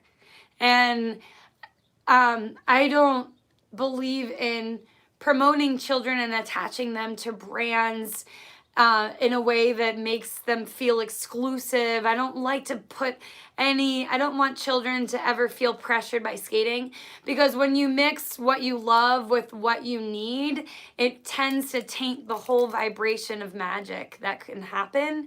And I found it really difficult to balance my personal and business life.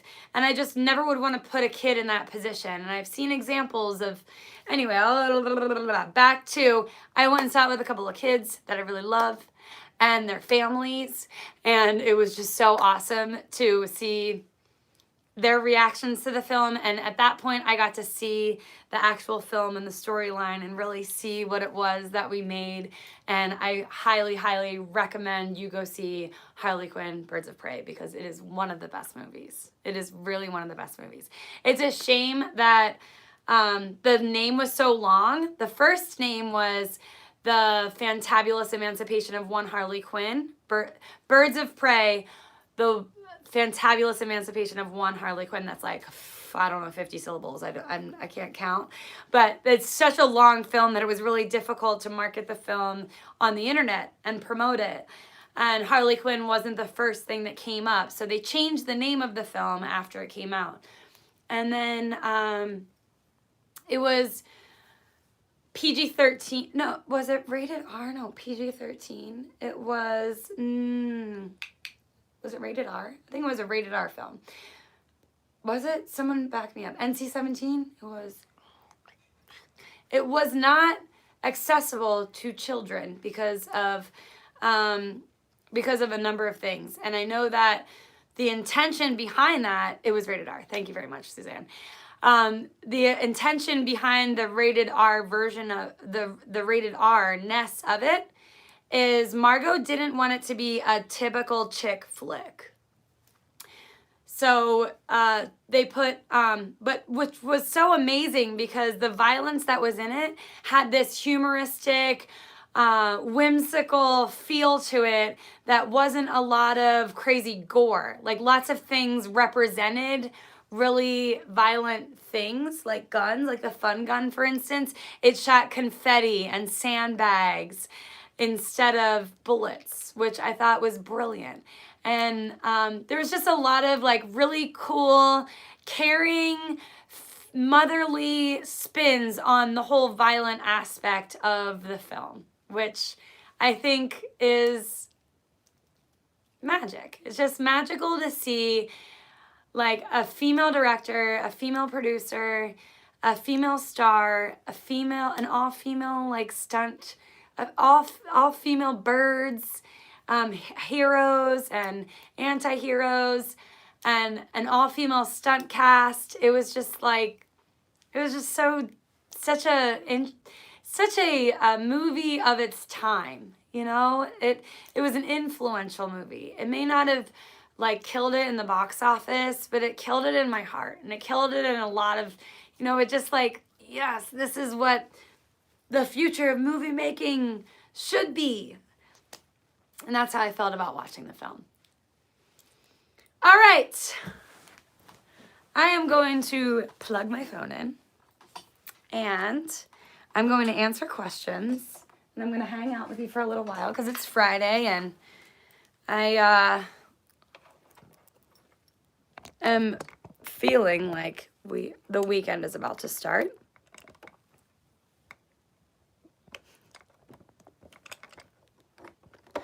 Wow, did anybody stick around for the whole thing? Like, give me a rainbow if you stuck around for the whole thing.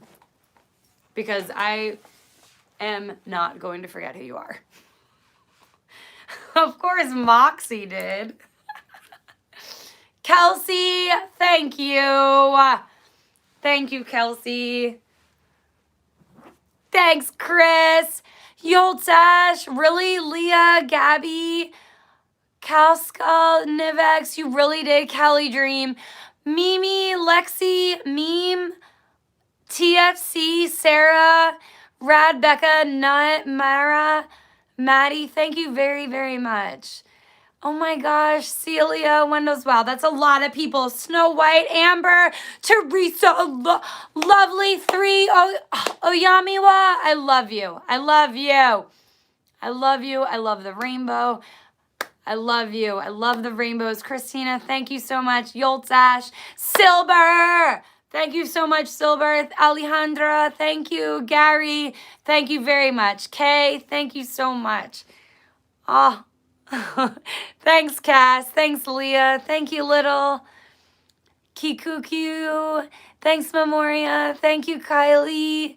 All right, if anybody has any questions, I'm ready to answer them. Oh, almost 250 likes. Holy mackerel.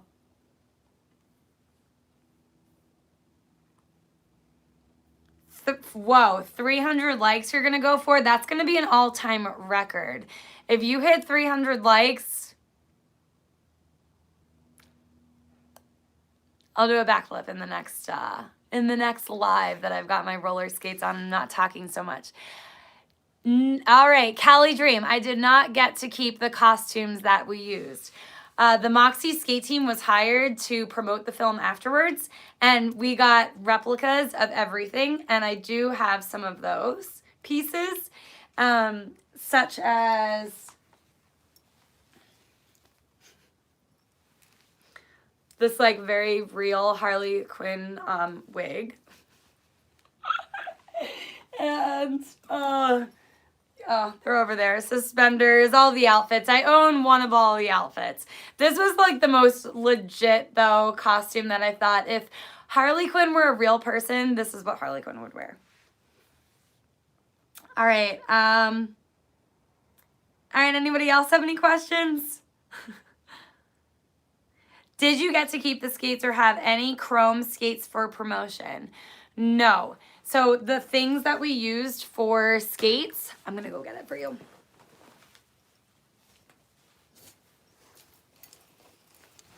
So Rydell made the Harley Quinn skates, and they were trying to make them true to roller derby skates, which have no heels and have, they're known for their stripes. So when we did the promotions, we got these boot covers that looked not really like Harley Quinn's holographic skates. But Rydell did make those skates by hand. They were fascinating. Like the craftsmanship and handwork that Rydell is able to make is just incredible. The wheels were radar wheels, outdoor wheels. And yeah, but we didn't get to keep the skates. Nothing, so it's called property. Anything that is property of the film and the set, it all gets turned into the into Warner Brothers, and Warner Brothers files it away, like I was telling you about the aisles of all the cowboy hats. Emily, so this is unrelated to the video, but do you have any tips on avoiding skate rub on the ankles? The tops of my ankles are totally, yeah, that is really unrelated to the Harley Quinn. But I would suggest wearing socks, thicker socks, double pairs of socks. Those areas of the skates are going to wear down, and it shouldn't bother you anymore after they do wear in. No, yeah, Christina, I would have stole at least the laces or a wheel. I didn't. I did. Even the jewelry is like, so, even I happen to have a lot of really beautiful real costume jewelry because my grandmother inherited it to me. But the Harley Quinn jewelry was also not just costume jewelry. It was very, very expensive, nice, legitimate jewelry. So everything that we were wearing, like, people had tabs on, wardrobe had tabs on, and they made sure to count every single ring that came off, and you put the ring on the ring hand, and you put the necklace on the necklace hand, and you had, everything had a place, hangers, so you had to take everything off. In fact, after shooting, they took even the tattoos that are on your skin are removed professionally. So after you're done shooting, you have another hour and a half of taking all that makeup off because they don't want anybody driving home like Harley Quinn. So they like they would put these hot towels on me, and I had to stand there naked in the wardrobe trailer with hot towels all over my face and all over my body, taking off the tattoos, and then they would wash all the white, like the white makeup that was on my skin before I left at the end of the night so that no Harley Quinns were driving home in the morning. Oh, great question. Sarah Almond. Did any of the martial arts training influence your skating? The martial arts training, yeah, the Estro kick. Like, I learned all these different capoeira and tricks and like butterfly kicks. I was training with my friend Vanna, who had just moved to town, and I really wanted to spend as much time as I could with Vanna. So Vanna and I were going to the stunt gym. We were going to the tricking gym and taking tricking classes. We were going to Tempest Free Running Academy, where we were taking parkour classes together. And yeah, I learned all kinds of different ways and kicks that I could apply onto ramps. And on Thanksgiving, I made up the Estro kick, which is interesting. On the same day that my friend Liberty made up the Estro kick at another, like Liberty made that movement up at the same time at two different places. And when I posted mine, she called me freaking out, Liberty Lily, like, I can't believe you posted that trick today. I did the same thing today. It was like so wild. All right, we're almost at 300 likes. If you like this interview or if you want to see a part 2, please like the video. We're trying to get it to 300 likes today. And I see Moxi Roller Skates is really encouraging everybody to like it. So yeah, great question. That's where the Estro kick came from, is my stunt training, the influence of my martial arts training. Okay. Emily, you're asking all the right questions. How do you get over the fear of falling down or getting hurt in front of people?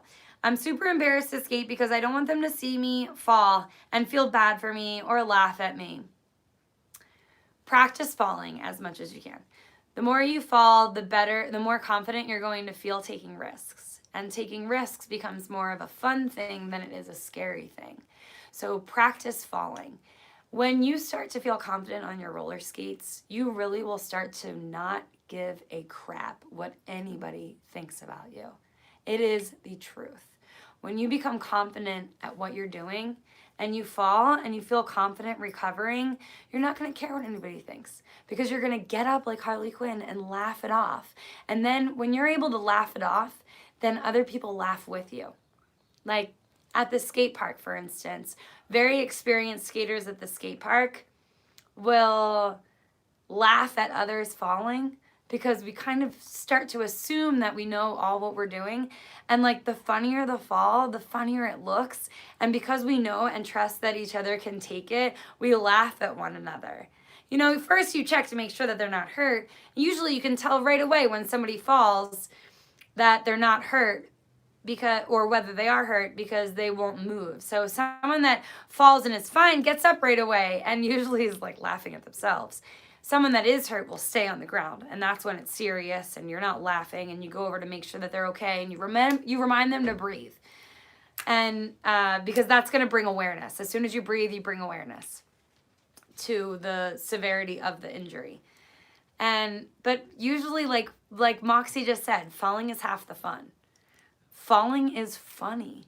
When you can recover, falling is like, it becomes the next magic trick that you've got. And it just becomes hilarious. And yeah, it's half the fun. Falling is half the fun. So you get over it, just like you tackle becoming a better skater, you get over the fear of falling by practicing falling. You practice and you become better at everything that you practice. Hard work pays off. We used to applaud people taking a spill in dance classes. I'm an ex-pro dancer, Austin Vance says. We always said it meant you were being badass enough to take a risk. Falling means you were learning. It is. Falling is so fun. All right, what other questions do we have? I'm looking for question marks. Okay, Raphael Vinny says, How you feel with all the makeup, especially the white paint on your skin. Is it icky? Yeah, it's so icky. You stick to everything. It's totally icky. Like, it doesn't feel good. Like, having all that heavy makeup on, like, my makeup's like powdery and soft, and I'm choosing how much I'm putting on. And though my partners don't normally like it because they can see it, it makes me feel like I've got a veil of my grandmom on my face because my grandmom used to always wear makeup. But putting on movie makeup is like so thick and sticky, and somebody else is putting it on your face, and you stick to almost everything. Like the folds of your skin stick to everything. So, and then like you really don't want to mess it up because it's somebody's work. It's like someone's job and well thought out talent to put all that complicated makeup on you. So you really don't want to mess it up. So you're walking around like this until it's time to do your thing. You don't want to ruin the makeup. Great question.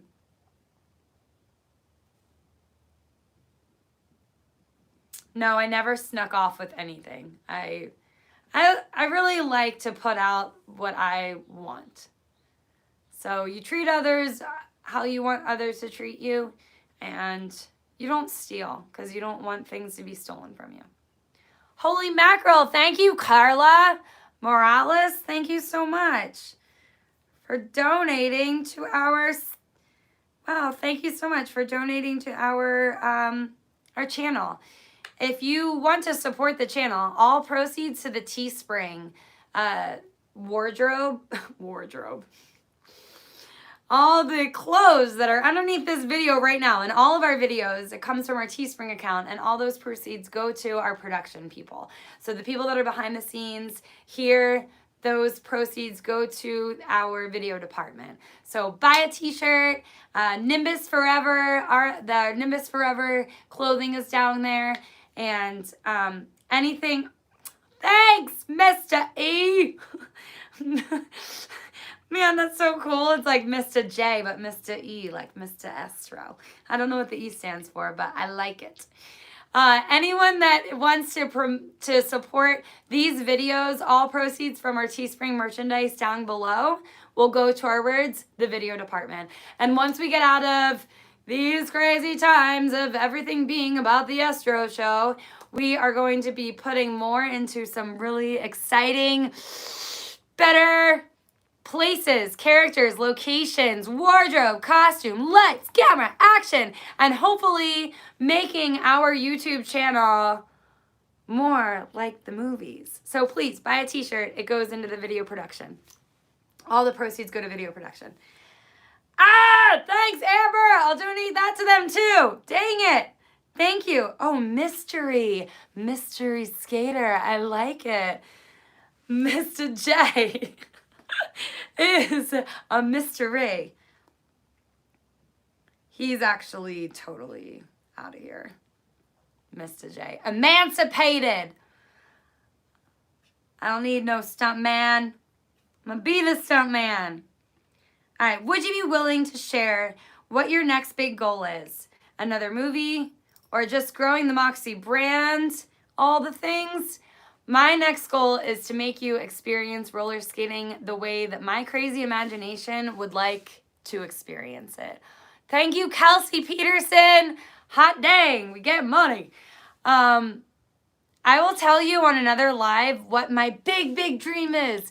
The vision is so clear, and I'm in the process of getting it, and it is so exciting, and I can't wait to tell you about it. I have told a couple of people around the bonfire at Moxi's Skate Camp before, and if you're around to listen to that, then you know. But we are working towards a whole world on wheels, and things seem to be in our favor right now to get us there. Yes, thank you so much to everyone that is supporting the video production team. Dang it, Rod Becca. Thank you. Thank you. Thank you. The video production team works around the clock. And at any point in time, everyone at Moxi is so passionate about skating. There's not anybody that works at Moxi that is not a skater themselves. So our whole staff is 100% roller skating or skating driven or has skating passion and experience. We have some musicians coming into our staff right now that are also very well needed, but we're all that are very needed in our evolution of A World on Wheels. And I lost my train of thought there, but we're all very extremely passionate. So we're willing to work all around the clock, all the time, because we love making dreams happen. And and dreams happen if you put the work in. Megan Kim, thank you. We love you back. I love you. I'm speaking for all of us. We love you back. Love, love, love. That's what we're about. All right. How far behind are you guys on Moxi production? Just curious. I imagine the demand is like high. Oh, 8 weeks. So you're asking about skate production, and I was talking about like movie production, film production, YouTube production. But we are, if you place an order today for a domestic made in America roller skate, you will get them. And we are definitely, because of the recent wave of skates, we are under promising so that we can delightfully surprise you with skates that are coming to your doorstep earlier. So right now, we're on 8 weeks lead time. So if you place an order today for a pair of roller skates on moxiskates.com, you'll get a pair of skates delivered to your doorstep within 8 weeks. That has been the promise. We've been checking in every single day with the factory to make sure that that's not changing. And today it is still under 8 weeks. Any more questions? Oh, do I think that I might do some traveling once this is safer? Yolt's Ash as asking. It would be so cool to see you here in New Orleans. Like my second passion after roller skating. Let me think. I have a couple of, but is there anything bigger than traveling? Kids. I love kids. I love kids so much. I guess my third passion is traveling. I love to travel because I love in real life experiences, and I want to expose myself to all the different roller skating cultures in the world. So, yes, traveling around to different cities. If you check out the Hollywood Skate of Fame video that we just did, and before that we did a downtown LA version, and I'm kind of doing a travel series of what it's like to skate during these interesting empty streets times. But if you we are legitimately asking for suggestions. Thank you so much, Aline de Vlas. Thank you very much for your contribution to the video production team. We're doing, I love to travel, yes, and I also believe very deep in my heart that once you stop looking, you are delightfully surprised with things that you were dreaming of. And like just the way that love works, like when I break up with someone, I'm always like, I want a partner, I don't want to be alone. And then as soon as I stop looking, I fall in love. And that's the same thing with traveling and skating. Like you will be working so hardly, like so passionately on a move. And all of a sudden, a skater that you wanted to meet just goes skating by when you least expect it. We all inevitably meet up. Roller skating is a small world. And we are all connected by love. We are passionate about roller skating.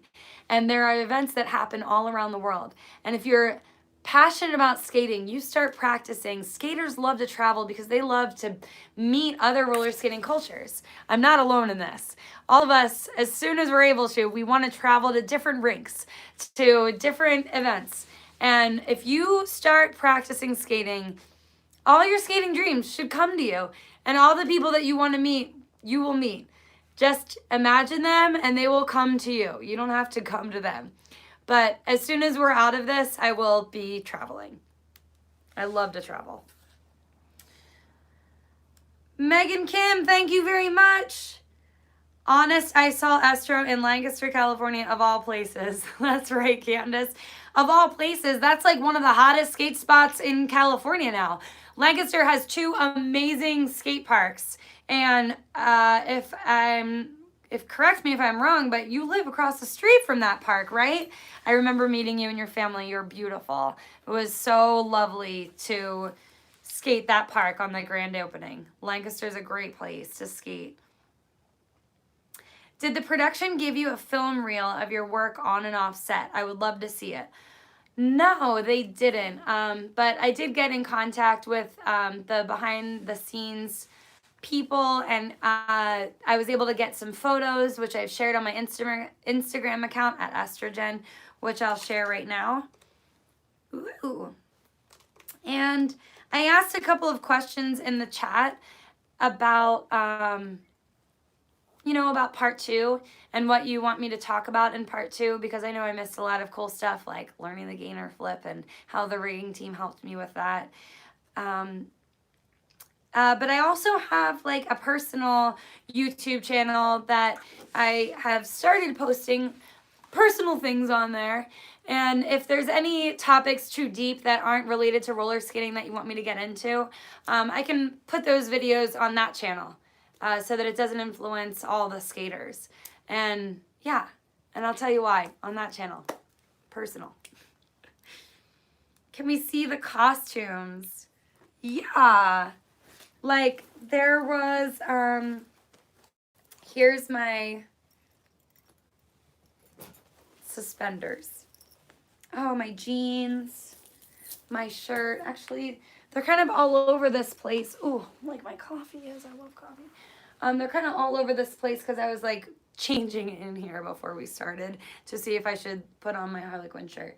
But yes, you can purchase them actually on Hot Topic. Hot Topic sells all of the costumes from the Birds of Prey film, including all the jewelry I was talking about.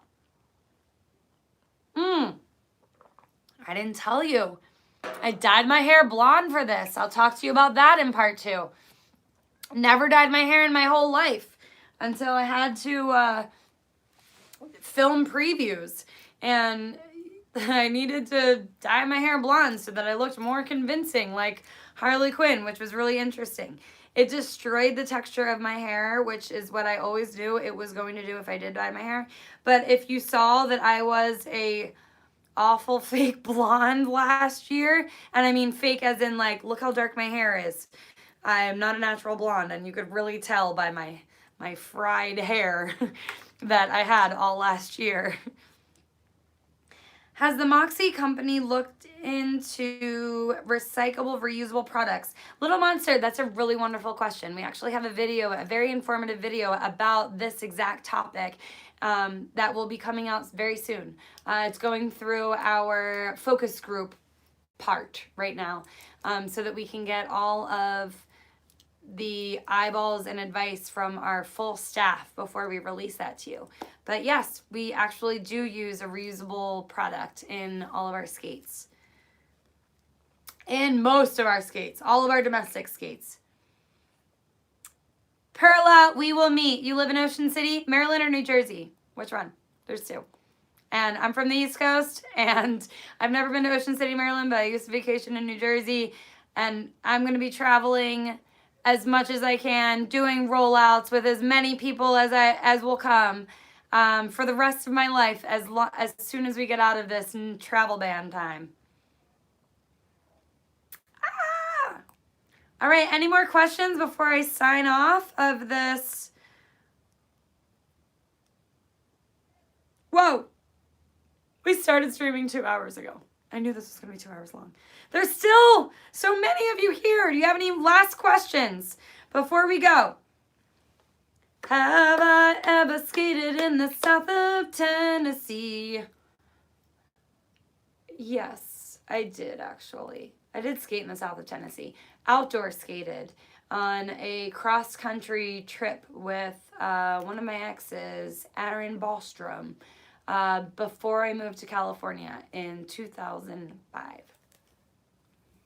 But I didn't go to any of those rad roller rinks that I know about. And I certainly am going to go visit T-Stacks as soon as this is over, because I freaking love T-Stacks, and I love him. I love T-Stacks. Y'all know who T-Stacks is? He's like my favorite dance skater of all time. And sometimes I just sit on the phone with him for hours talking to him about skating. I love T-Stacks so much. Who knows T-Stacks? We have a video of him skating and a tutorial of him on the Moxi Skates channel. Check it out. Will I ever travel to the Netherlands? I've been there a couple times actually. And yes, I don't see why not. I love the Netherlands. There's actually a really wonderful Dutch skating scene there. They have an annual, I think it's twice a year. They do a big dance skating, what would you call it? Not a moratorium. It's a gathering. They have a big dance gathering, lock-in, where they teach each other. Harley Quinn video. Yes, I've been to London a few times. I've skated in London. They've got some gnarly streets. That cobblestone is hard to skate. Holy mackerel. But they also have wonderful skate parks there in London and a really great scene of derby skaters. I was last there for the Roller Derby World Cup. Harley Clothes Haul. Harley Quinn. I get that joke. That's so funny. Can you talk about what Harley Quinn's attitude towards life has impacted you?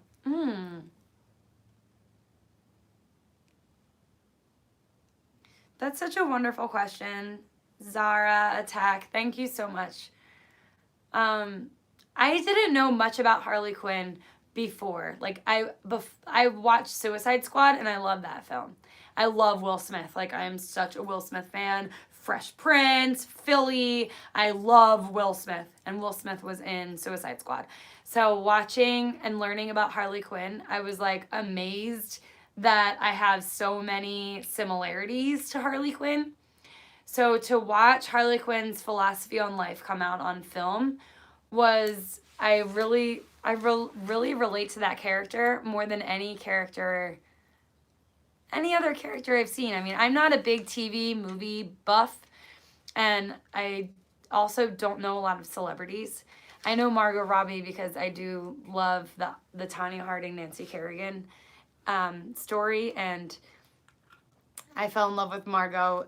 Like I love that character. Fell in love with Tanya Harding and Margot Robbie in that I, Tanya film. And that was before this whole Harley Quinn experience. But I've never related so much to Harley Quinn's attitude towards life than any other character. Owning who you are is, like, that's what we're here on life to do, is to create. You know, I didn't so much enjoy the whole process of having to double somebody else's physical body, because I really don't believe in outward appearances being important at all. It's like beauty is found within, and having to match my skills, like, and hard-earned skills. Like, I wasn't always a good roller skater, not before Moxi. I was like good at derby. You know, I was a good derby athlete. I knew that much. And that was because I love roller skating. But I wasn't backflipping and doing wild stunts and that much of an intense skater until Moxi happened. And when I attached this beautiful word and concept and to roller skating, and really wanted to bring roller skating back for everyone in the world to experience, that's really when the light, like, it was a great idea. We all love roller skating, and roller skating is just like the novel concept of getting around. It makes sense, you know, gliding on wheels, getting around faster, being convenient. You know, killing two birds with one stone is a terrible a line, but like, it's just so convenient to get around faster, to travel faster on wheels, that it's such a good idea. And when the idea started to roll, there was so much light that came on to me as a pioneer and the person that started Moxi, that I really felt like, oh man, I got to justify all my skills. I got to back my roller skating skills up with this whole concept. I got to back my business skills up with this concept. I have to really under promise and over deliver and like get as good as this big idea really wants to roll me into. And that's when I really started focusing on trusting and allowing and getting back up after people burn me and being resilient, not just in skating, but in business, and owning myself and owning my mistakes and climbing back out of those mistakes. And, you know, there's just owning yourself. I think that's what Harley Quinn really stood for in that movie. When Harley Quinn's telling Cass in the grocery store, Cass is like, all right, like, she's like, how do I be you? Like, Cass is a thief in the film, and she's doing everything the short way, the quick nitty gritty way. Like, she's a thief, and she steals to get what she needs to survive. And it's not paying off for her. She's always getting caught and being snagged and going downtown and getting arrested, and everybody's starting to know her as a thief and someone that's like taking the shortcut and not taking the easy way out to get what she needs. And Harley's like, and Cass asks Harley, it's like this moment of truth moment where she's like, come on, Harley Quinn, like, how do I become like you? And Harley Quinn's like, you can't be me. You'll never be me. You would have to do this and this and this and this. And she goes through the whole journey of how hard it was to become a Harley Quinn. And like, you cannot, you can't fake it till you make it. It's only going to take you so far. You have to own yourself. You have to get up from when you make mistakes, and you have to keep going, and you're going to make mistakes. You're going to fall when you learn to skate, and you have to learn to get up and dust yourself off and keep going. Learn from your mistakes and become stronger. And that's what Harley Quinn is about. That's her philosophy on life, and that's what she told Cass. And in the end of the film, Harley Quinn and Cass, like, they drive out with a convertible and all the money that they need, and like happily, and they did it together in two completely different ways. And they fought crime together. And it was just, in the end, like, of this roller skating journey, if this is what you're asking, like, Harley Quinn's philosophy on life is my philosophy on life. And not because I'm Harley Quinn. I'm not. I actually am bigger than Margot Robbie and not Harley Quinn. I'm Michelle Steilen, but my skate name is Estro Jen. But in the end of the roller skating journey, my roller skating journey, I hope it never ends. I hope to be like alongside of all the other birds that I started this whole mission with, like Dita and Legs and the rest of the crew, that if you've been around long enough to know them, you know that a lot of us aren't together right now, and we're all on our own missions trying to survive. And in the end, I hope we all, like, the end of this film, this whole movie of growing roller skating and making it the future shoe on wheels, like, I hope that we all learn to accept our journeys and accept how the story ends, and like that we walk out of the ending like in the sunset or in our own cars or in a car together with all the things that we've ever needed from roller skating to share it with the rest of the world. So that's the best question you could have asked me. Thank you, because it really ties up my manifestation and not an emancipation from my friends, but a manifestation of a whole world on wheels and a lot of people starting a lot of beautiful journeys because Moxi started. And I hope that in the end we all, can like celebrate the big world on wheels together. All right. Estro Jen got emotional again. Those stupid hormones that make them emotional. Thank you very, very much for tuning in to our live about what it was like to stunt train and double Margot Robbie as a Harley Quinn skater. I want to just end off with thank you so much to all the stunt birds that brought me up and were a part of making this awesome feminine experience so amazing. I really appreciate all the other stunt people and all the other departments that were a part of this, and all the other stunt skaters, and Jocelyn Kay especially, for picking up all of the other Harley Quinn roller skate parts that were in that amazing scene in the overalls and on roller skates. And also Renae Moneymaker, who was the main and amazing stunt double for Harley Quinn, and also Hayley Wright and Alicia, who were also Harley Quinns. There were so many Harley Quinns, and I was not the one. I was one of many Harley Quinns. And thank you so much to 8711 Stunt Gym, and really for letting me be a part of this, and thanks for Rachel Rotten for working with me on this and being by my side and all the growth of all the different ways the roller skating manifested itself into the film. And yeah, thanks so much to everyone that is watching this and all the rainbows that stuck around for the entire video. Holy mackerel. This is definitely the longest conversation that I've ever had playing with my imaginary Barbies, and playing Harley Quinn in this YouTube video. Being a YouTuber is not easy. Never said it was, never thought it was, always didn't really want to do this, but now that I've gotten over my camera shyness, I'm making all these new friends, and I love you, friends. I love you, friends. Thank you very, very much for watching these videos. Thank you so much for allowing me to hopefully entertain you. Now get on your skates and actually skate, because talk is cheap and practice makes dreams happen. I love you. Thank you very much. Bye.